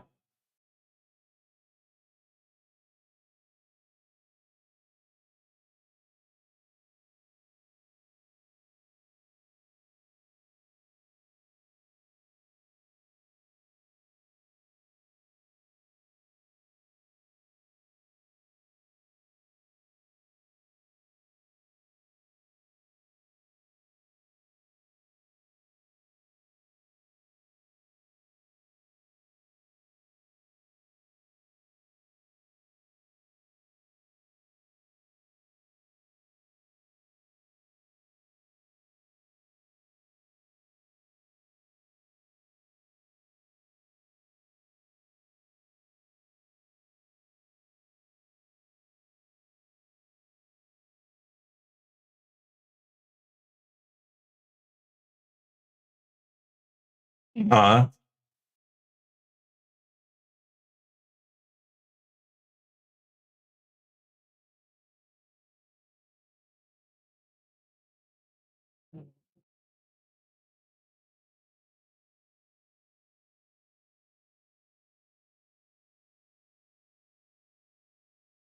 hey, Michelle. Well, thank you, Michelle Brown, if you're there. That's awesome. So we're going to rotate this thing around a bit so I can work on this area now. Yeah. Yeah, that thing works with is the same thing where it pops up and says, if you want to support the channel, buy the the pie from Burger King is on the same thing.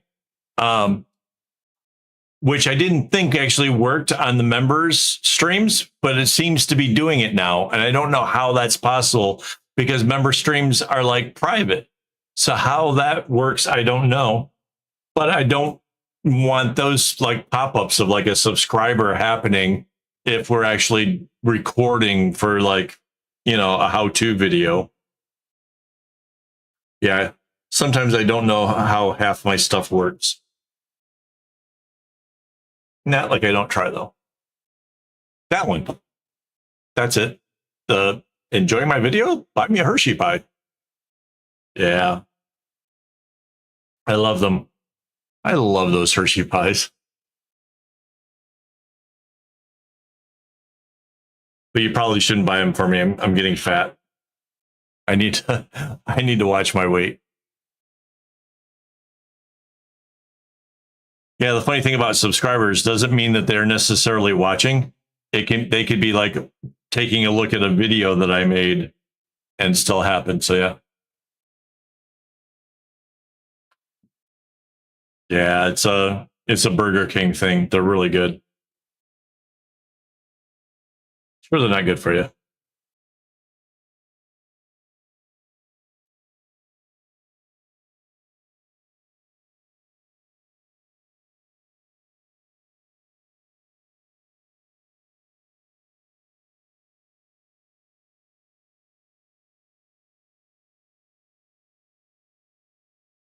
Yeah, I figured you probably did. Like McDonald's, Burger King, they're like all over the place.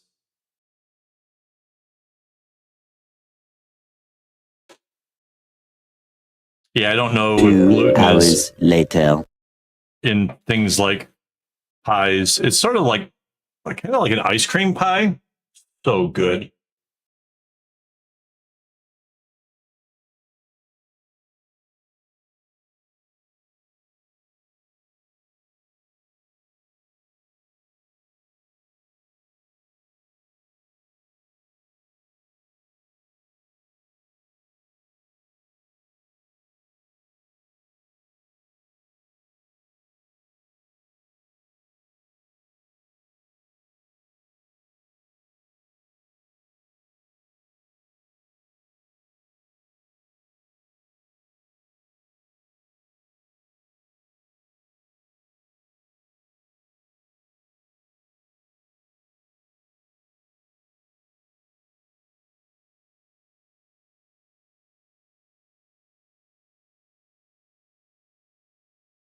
Yeah, this is coming along really well. This is cool.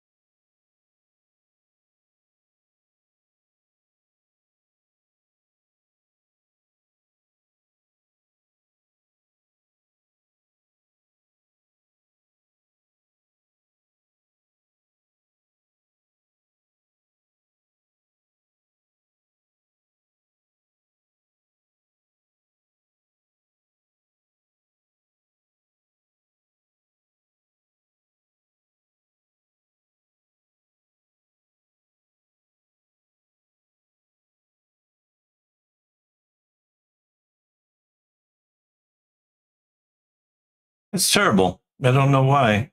I have it on low number of ads, so everybody should barely get one or two at all. I swear, I think it's got to be where you are like that. I honestly, I think that has got to be the thing. Like that, there are more ad dollars to be made there because there's more advertisers wanting to be seen.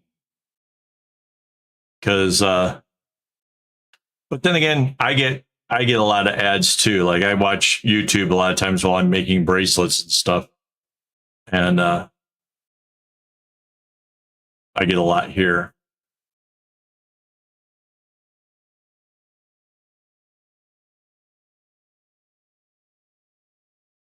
I don't think I watch very many live streams or any really. Well, no, there is one guy I have seen live. He is the inspiration for a lot of like the special effects and stuff. His stream absolutely does amazing stuff. I don't have half the tools that he uses to do his streams.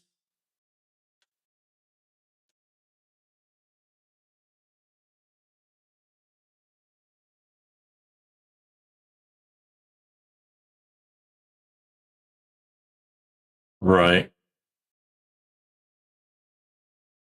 Right.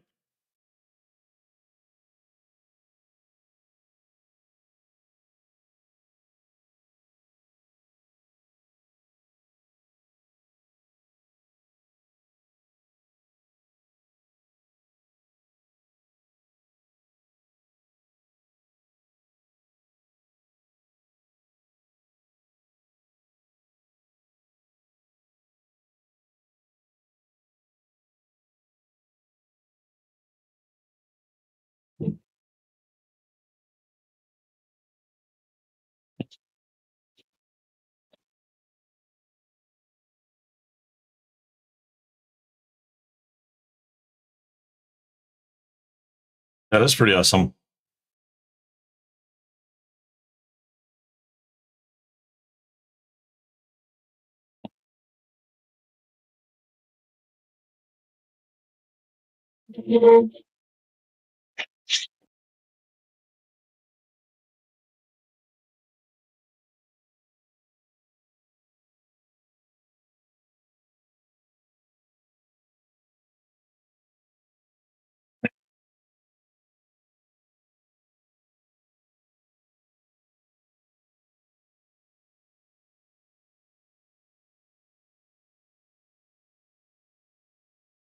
Yeah.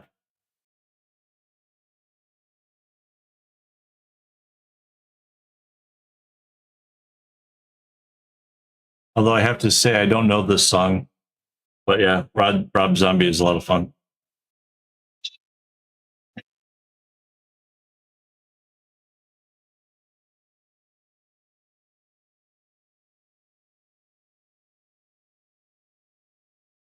So did you see I added a little clock down in the bottom that so there's a new clock added. So now you can actually see what time it is here in Singapore. I think that's kind of cool right there.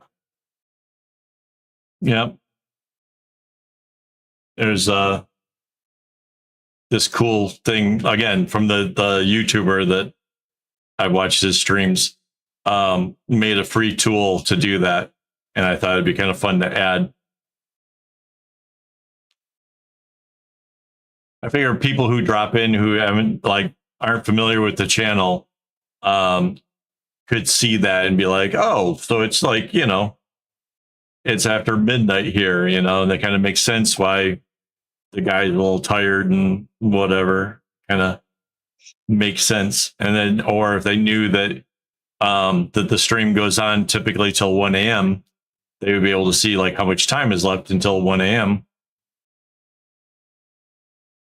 I don't know. Just thought it makes kind of sense. And it didn't really have room to put Singapore in it, so I just did SG. I don't know if like everybody knows that SG is the initials. Yeah, my accent makes me sound very American. But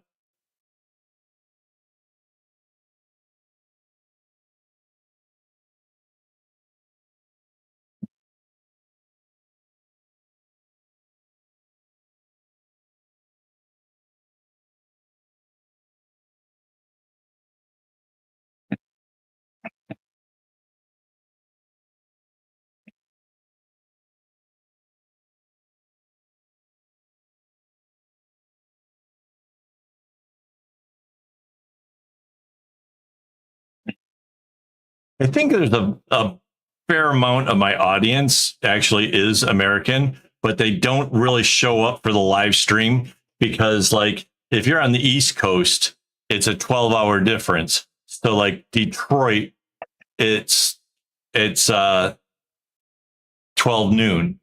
And then if you're further out towards California, it's earlier and earlier, depending on which time zone you're in.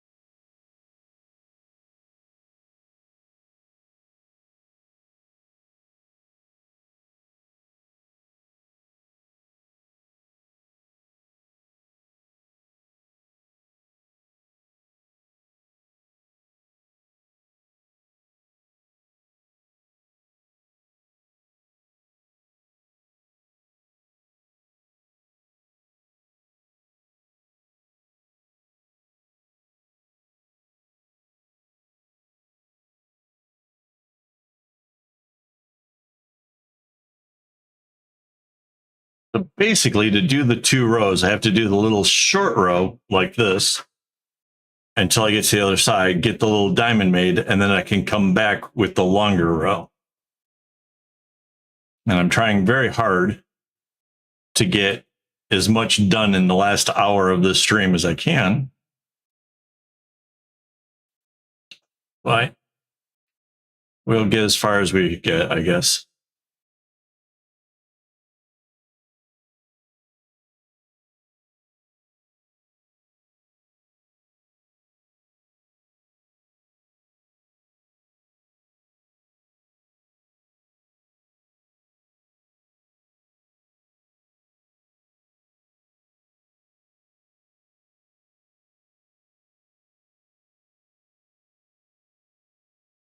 Yeah.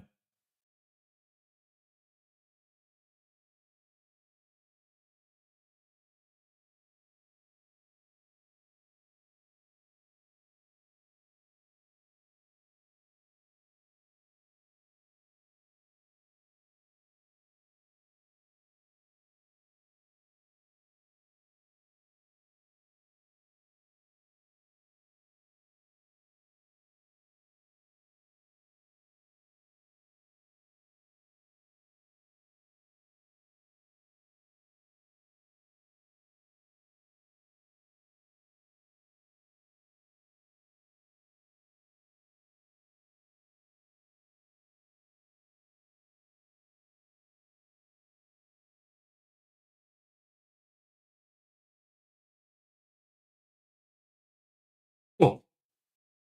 Now I go the other direction.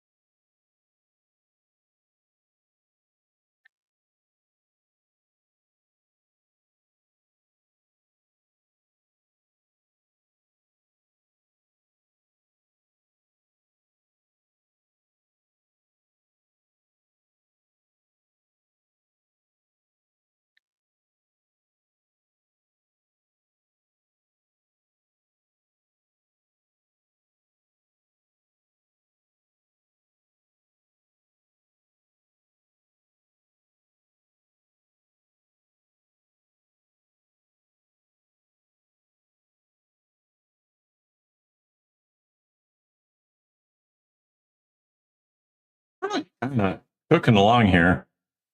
I don't think I'll make it all the way around though. Much I want to. Oh, cool. What kind of paint?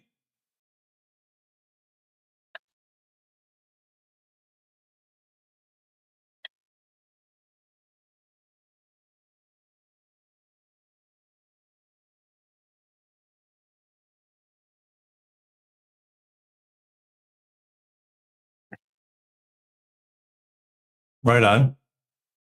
Okay. My friend's mom, she used to do the oil painting and stuff. I'm trying to learn how to do watercolors, but I have a hard time relaxing enough to want to do another craft when I could be making videos and, doing things for the website and all the stuff that goes into, my work here. Like watercolor is sort of to relax with and stuff.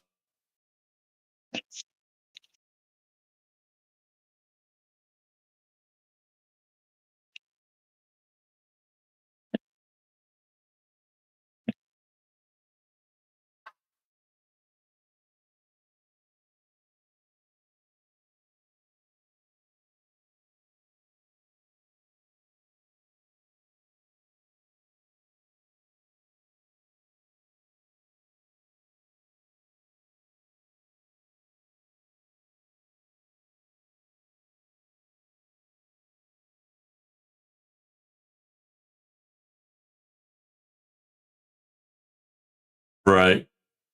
That's legitimately a thing.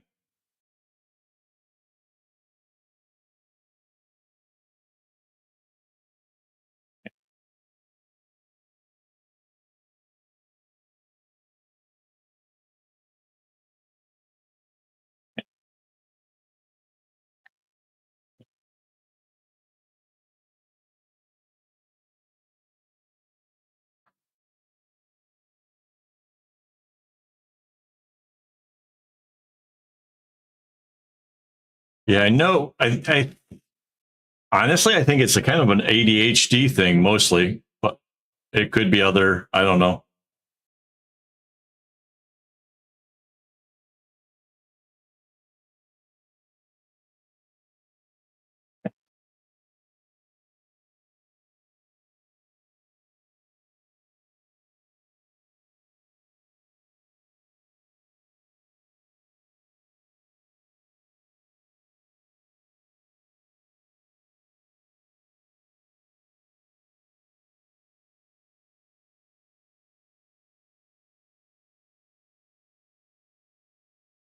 Right on.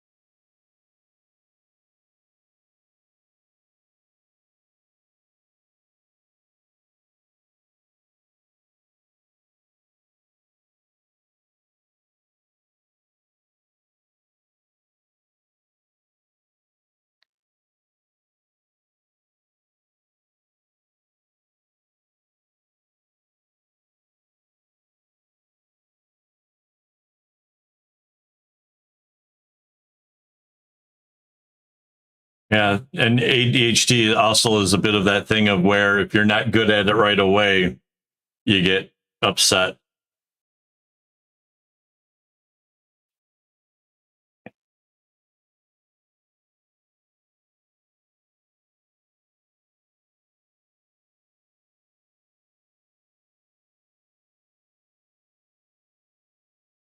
Yeah.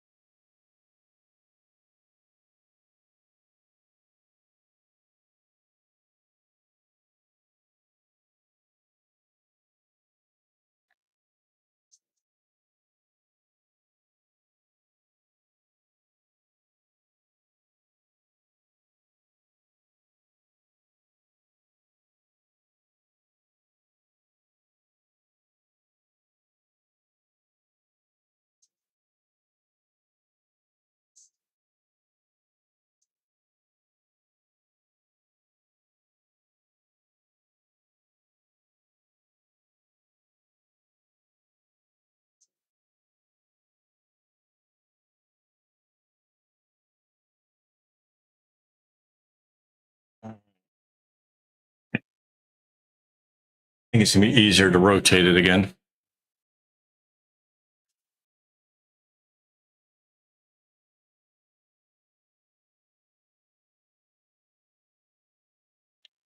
A little more than halfway around.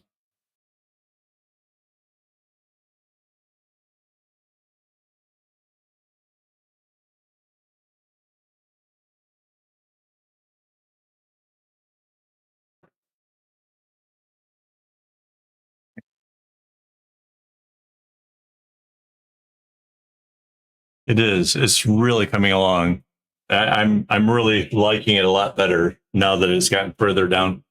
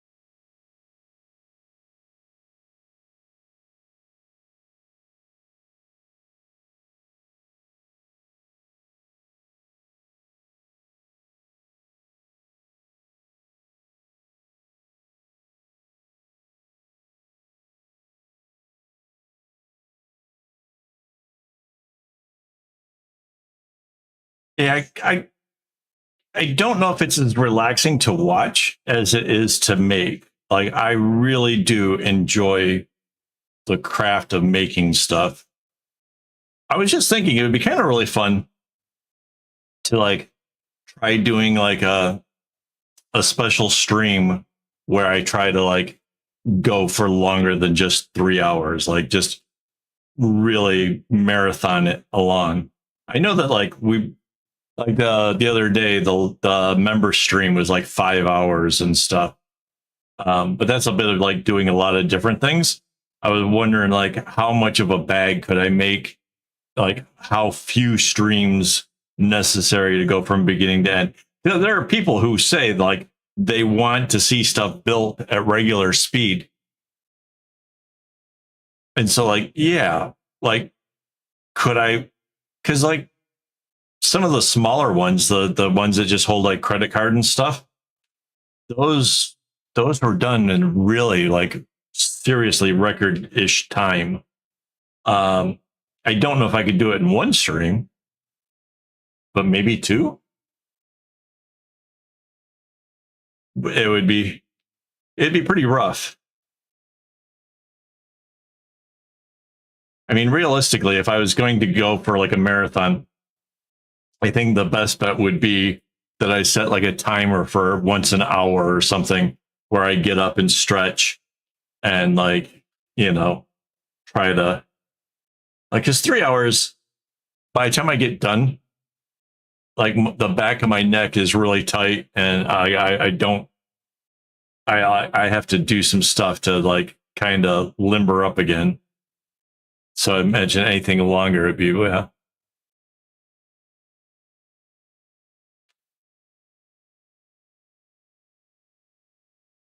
But yeah, I am thinking about the possibility of like trying to do some longer recordings, and because every once in a while there'll be that one person that says they want to see it in real time. Because like all the rest of the videos I show me making stuff are all sped up,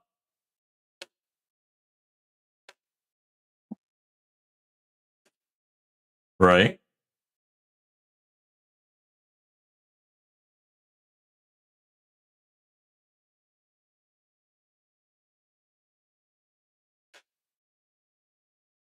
But the funny thing is people say they want to see the full length of how long it takes to merely make a bracelet or whatever. But statistically, they don't even watch the 8 minutes of video that I've done. Like a vast number of people skip out before the video is even like a quarter of the way done, or they skip to the end. I know this. I look at the analytics sometimes. I used to look at them a lot. I had to stop because it was causing me all kinds of anxiety and trying to figure out like what's the most optimal way of making videos and what do people want to see and trying to figure out all this stuff. And it just doesn't make any sense that some people like a certain thing and then that does well. But it caused a lot of anxiety. And I already have problems with the whole ADHD and everything else as it is, which can cause all kinds of anxiety just with that alone. So add in the stress of trying to be a perfectionist with things that I have no control over, like watching stuff. Yeah, just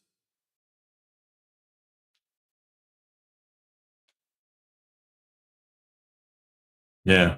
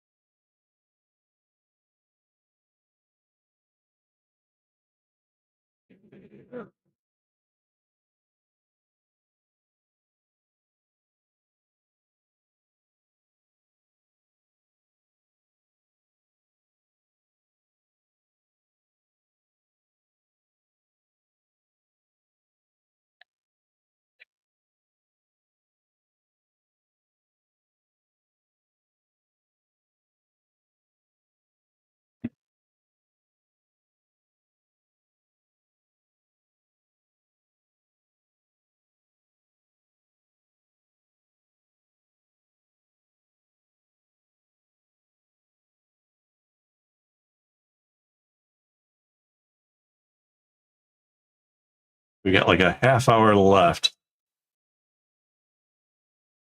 Not sure.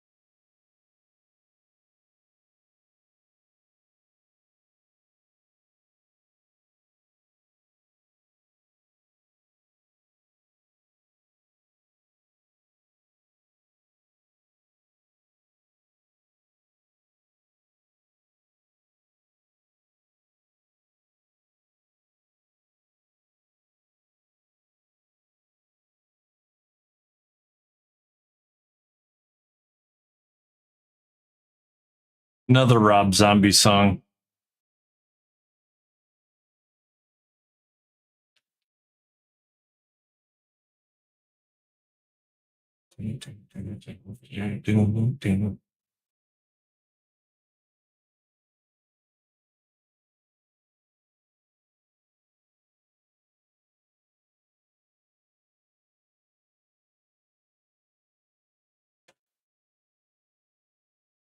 Right on.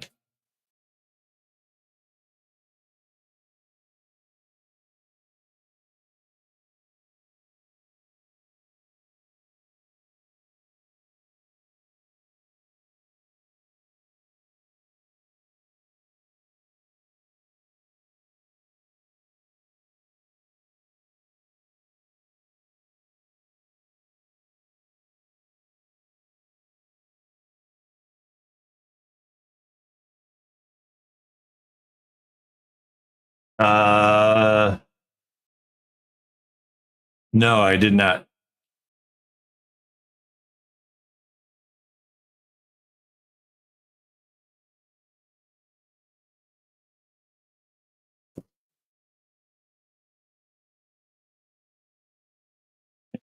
To be honest, I probably just forgot the name and just the whole idea of looking it up.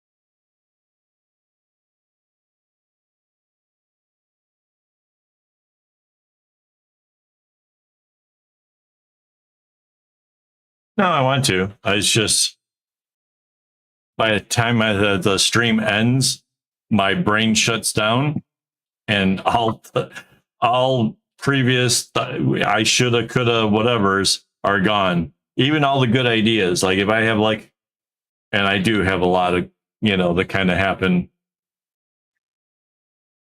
while I'm working. I just completely blank out after I'm done.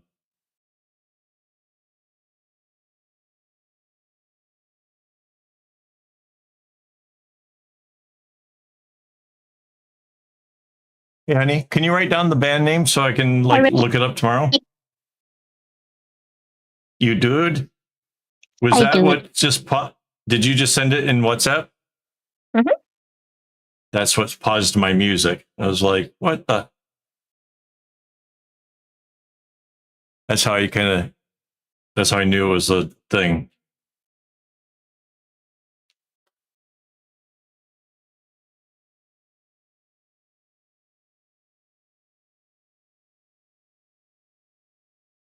Cool.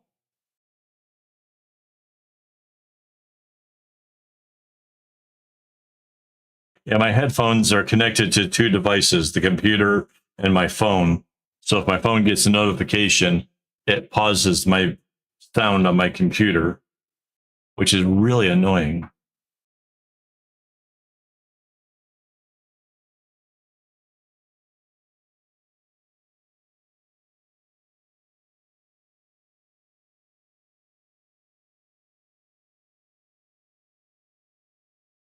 Oh, I see a good song. Let's go. Great. Malenko. Malenko. Great. Malenko. Great. Malenko.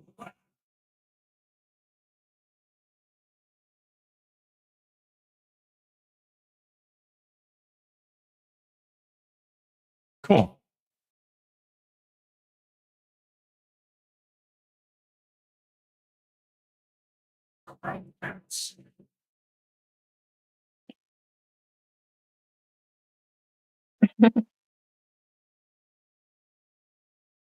Cool.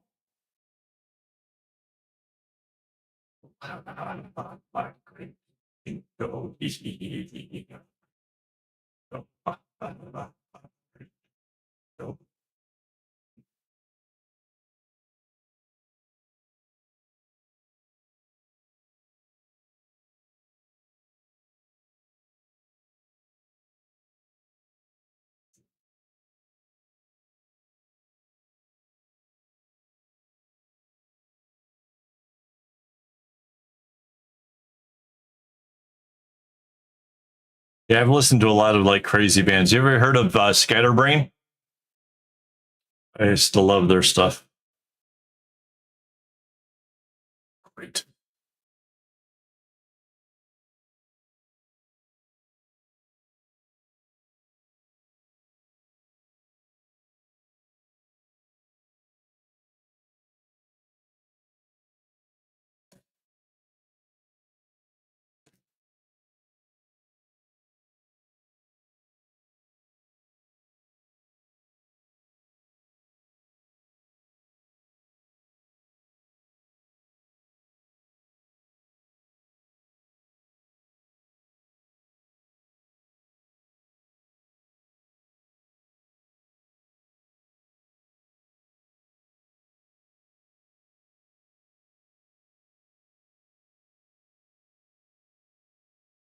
Yeah, the probably the song they're probably most known for is called "Don't Call Me Dude," which has so many change ups. It's absolutely just a masterclass in what you can do with music to be able to go from like a slow into a more upbeat to into something else. It's an amazing song. A lot of fun.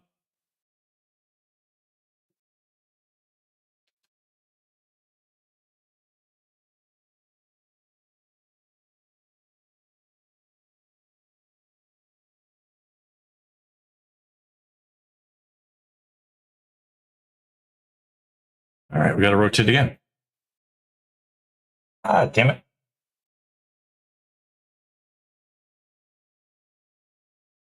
The little hook that holds the string off to the side just fell. All right, rotate this thing. Ooh.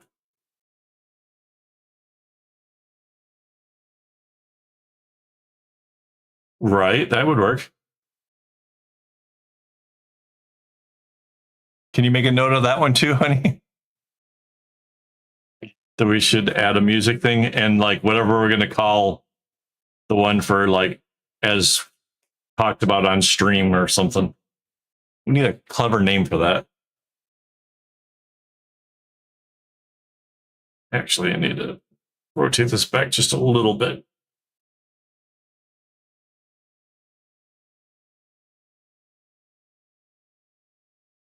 Yep.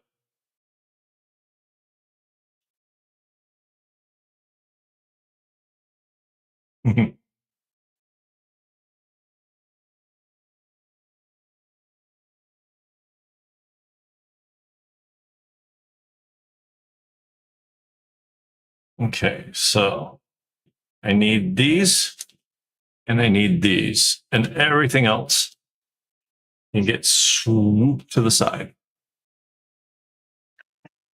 Right, right. I like that. That's cute.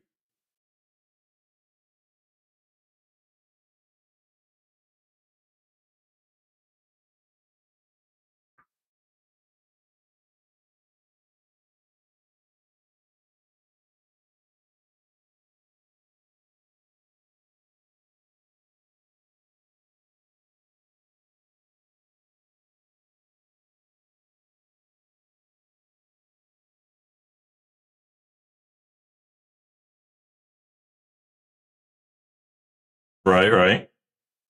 Kind of sounded familiar.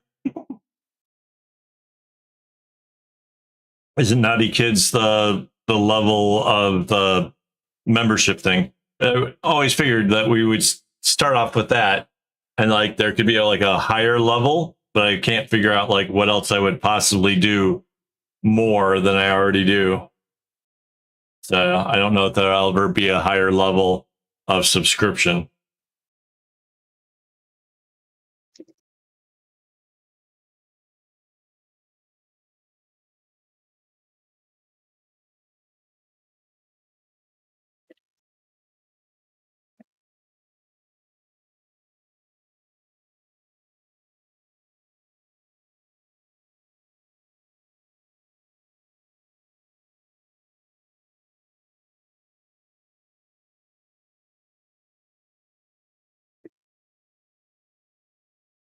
I don't know.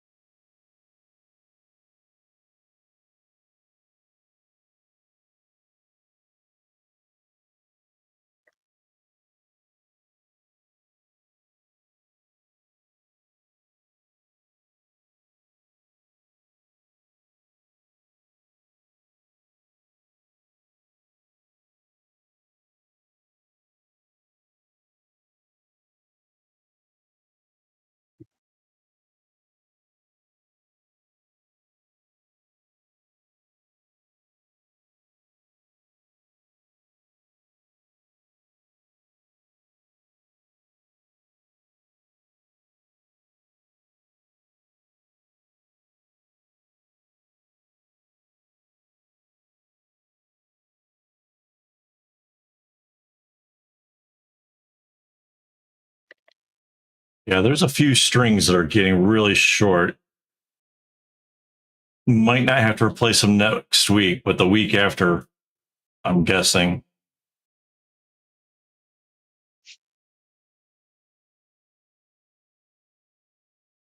It wouldn't hurt to cut up some of the string anyways.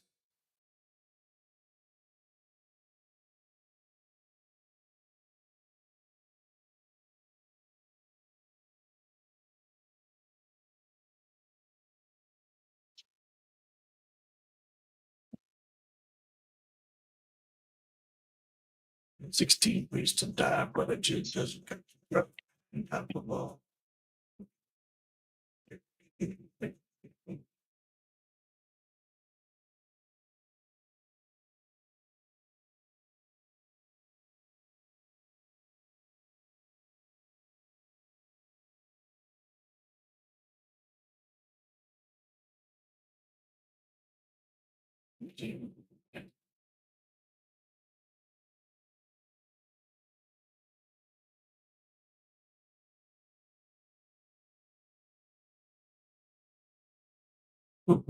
Even if I became you, maybe I'm gonna stay, you'll never be.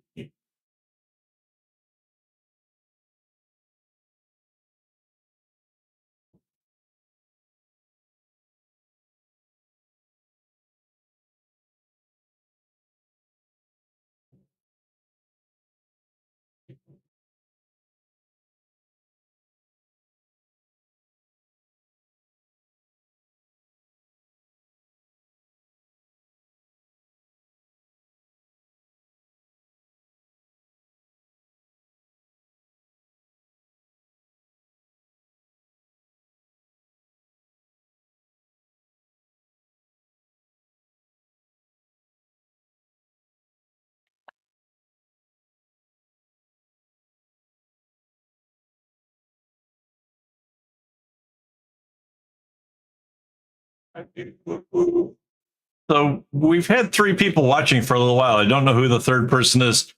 The one of the things about YouTube is you have to be actually logged in to make comments, which I kind of support that idea, because otherwise you get people saying horrible things without consequence. So I'm kind of okay with it, but it also is kind of a bummer for people that, might want to say something, but don't want to go to the trouble of actually logging in. So kind of double-edged sword. Maybe, but they're signed in, so that would be easy for them to be able to actually make a comment. Could be my friend Phil. He likes to occasionally drop in and kind of lurk in the background.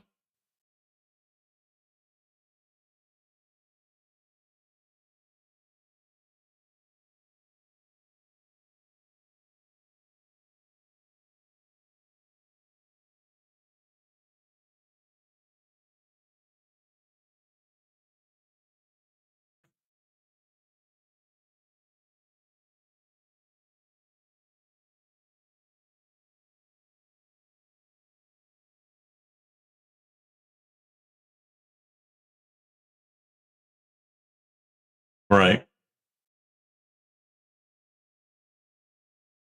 Yeah, you kind of have to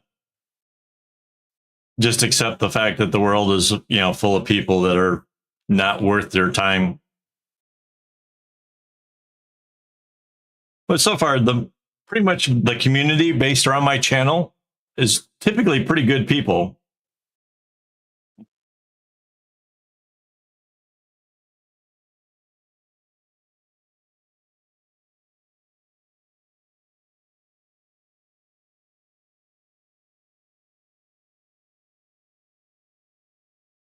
Right.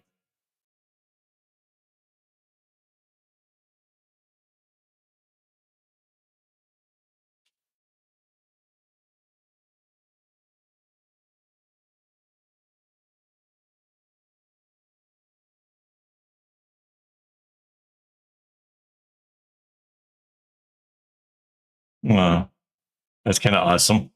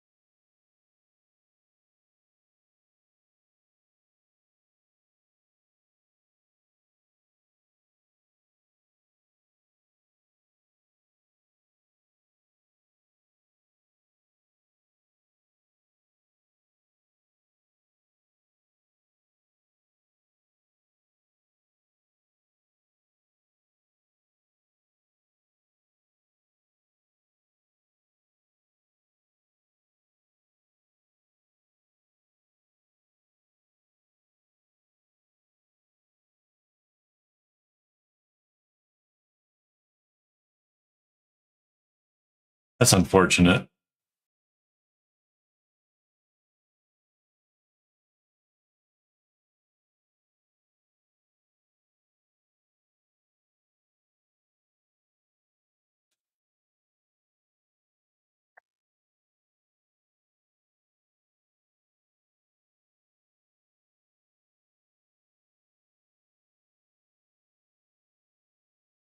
Yeah, that's unfortunate.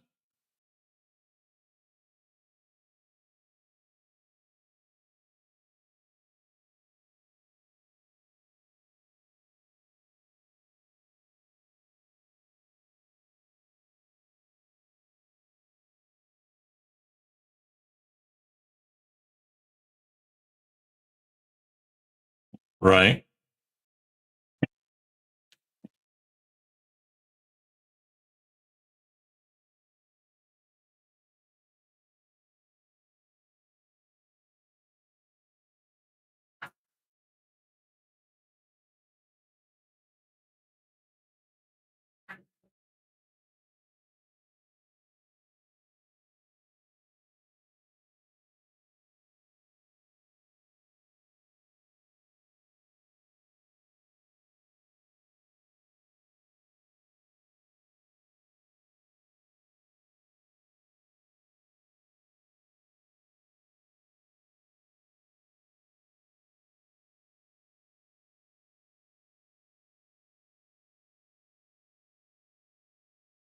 Yeah, it's a shame if like the moderators or whatever don't keep the peace.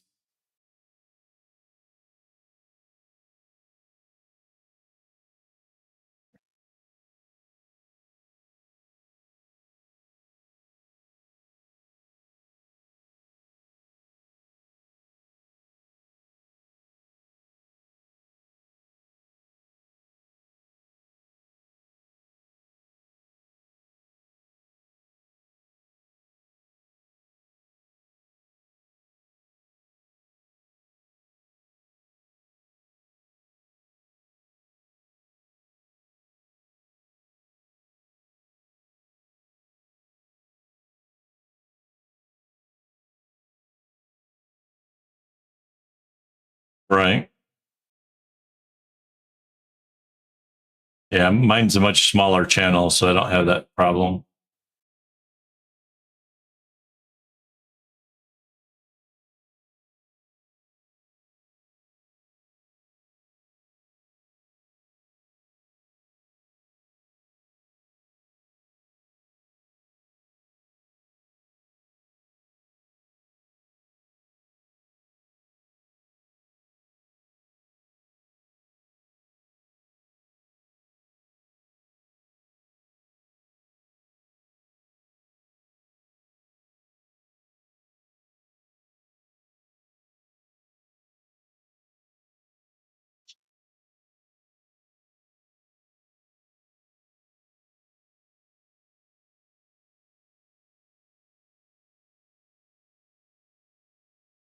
Right.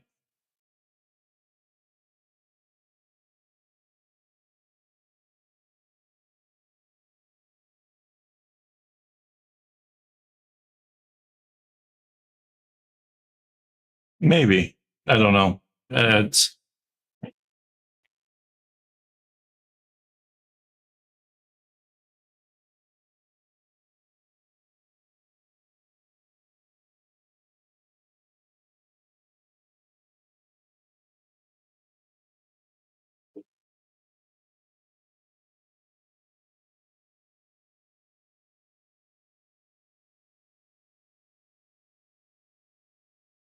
then again, I don't really reply to a lot of stuff, so maybe that's why I'm kind of I don't get hit up by a lot of things like that.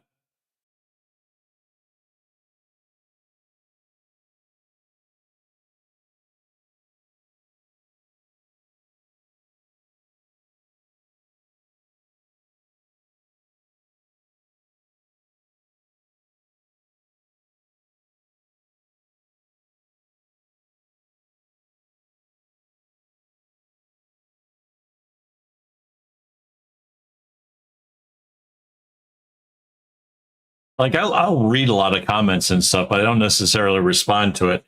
I don't necessarily need to have my voice in the mix unless there's something really profound that I can like be helpful with. But so as a result, and if I see bad comments or bad players or whatever, I tend to just like, and just go on about my day. I don't have to like tell them that they're a bad person or that, you know, yeah.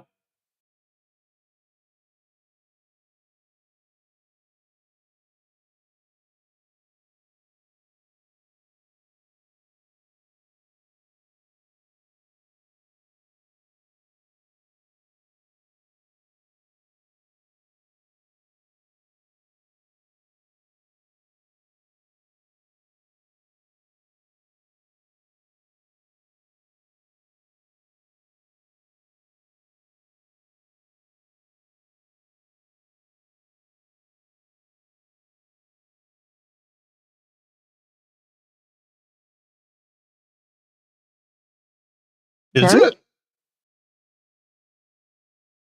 No? No, no. Your connection must have slowed down. Yeah, that might be your your signal, your stream signal. That's weird.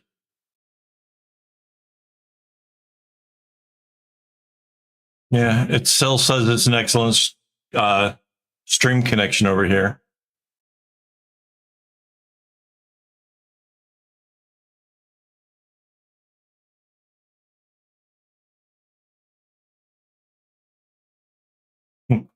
We might go just over the 1 a.m. thing because I only have to go to this little end over here to finish up this row. And I want it done because it's much easier to start if I can start anywhere.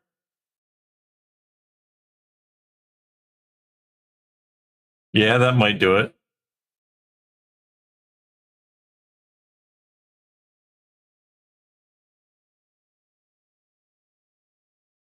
That also sounds like a very ADHD thing.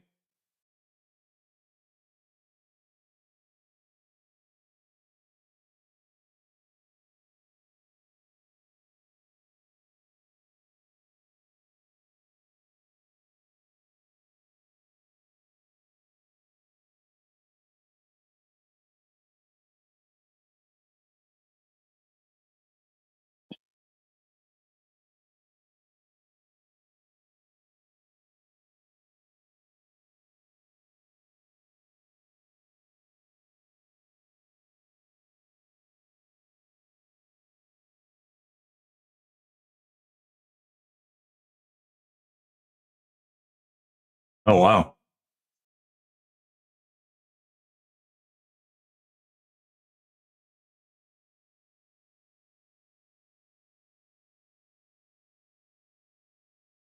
Falling into a hole about mountaineering seems like a paradox.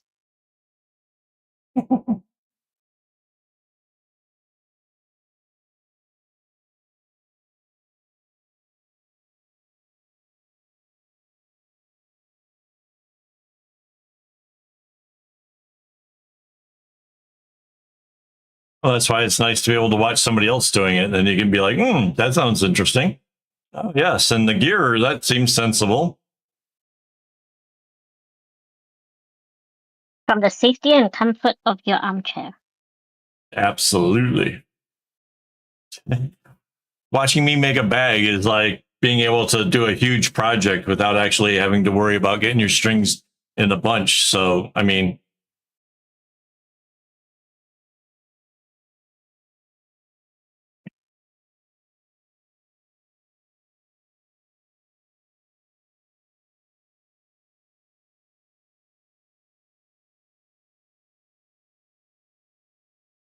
It's like when we watched the live stream of that dude who climbed Taipei 101. yeah. It's like, wow, that's fascinating. Oh, that's amazing how he did that. Wow, how did he do that? That's so cool. Look at that view. Yeah. Yeah. At the same time, going, nope, nope, nope, Nope. Nope. nope.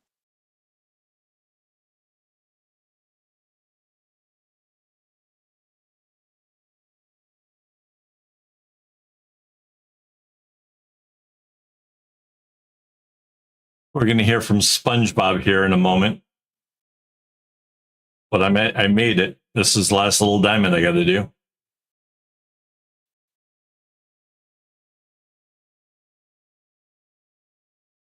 AWOL, you have to get to Bikini Bottom and help Sandy. She got her strings in a bunch again.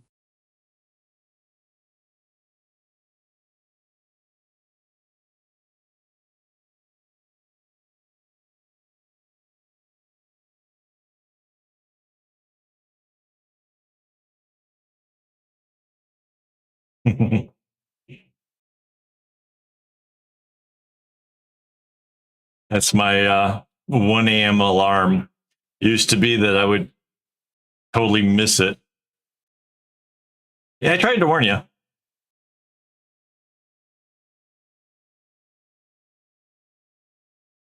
Yeah, and just this last little diamond to finish out this row. We're still, maybe we're halfway. Hang on, compare this to my phone. No, we might be actually past the halfway point.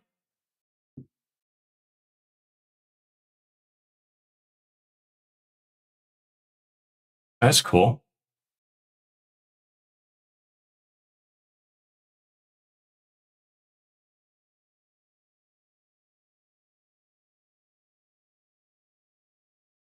Cool. All right. That's it for tonight. Thanks for making this an awesome stream. Hello to whoever was lurking. Be around for a few seconds after if you guys are actually like Phil or something. Hit me up with WhatsApp. Before I go, quick shout out. These are all the lovely people who help support this channel. If you want to support, it's really easy. It's the join button next to subscribe, and it goes a long ways of helping keep the channel going. So thank you guys for that. Back next week with more of this. I'll be streaming for members on Tuesday and Thursday. Don't know what we'll be doing, but it'll be fun. I think that's about it. Anything else, honey? No? All right. All right. Have a good one, Sylvie. Thanks to everybody else who dropped in on us. And as always, don't get your strings in a bunch.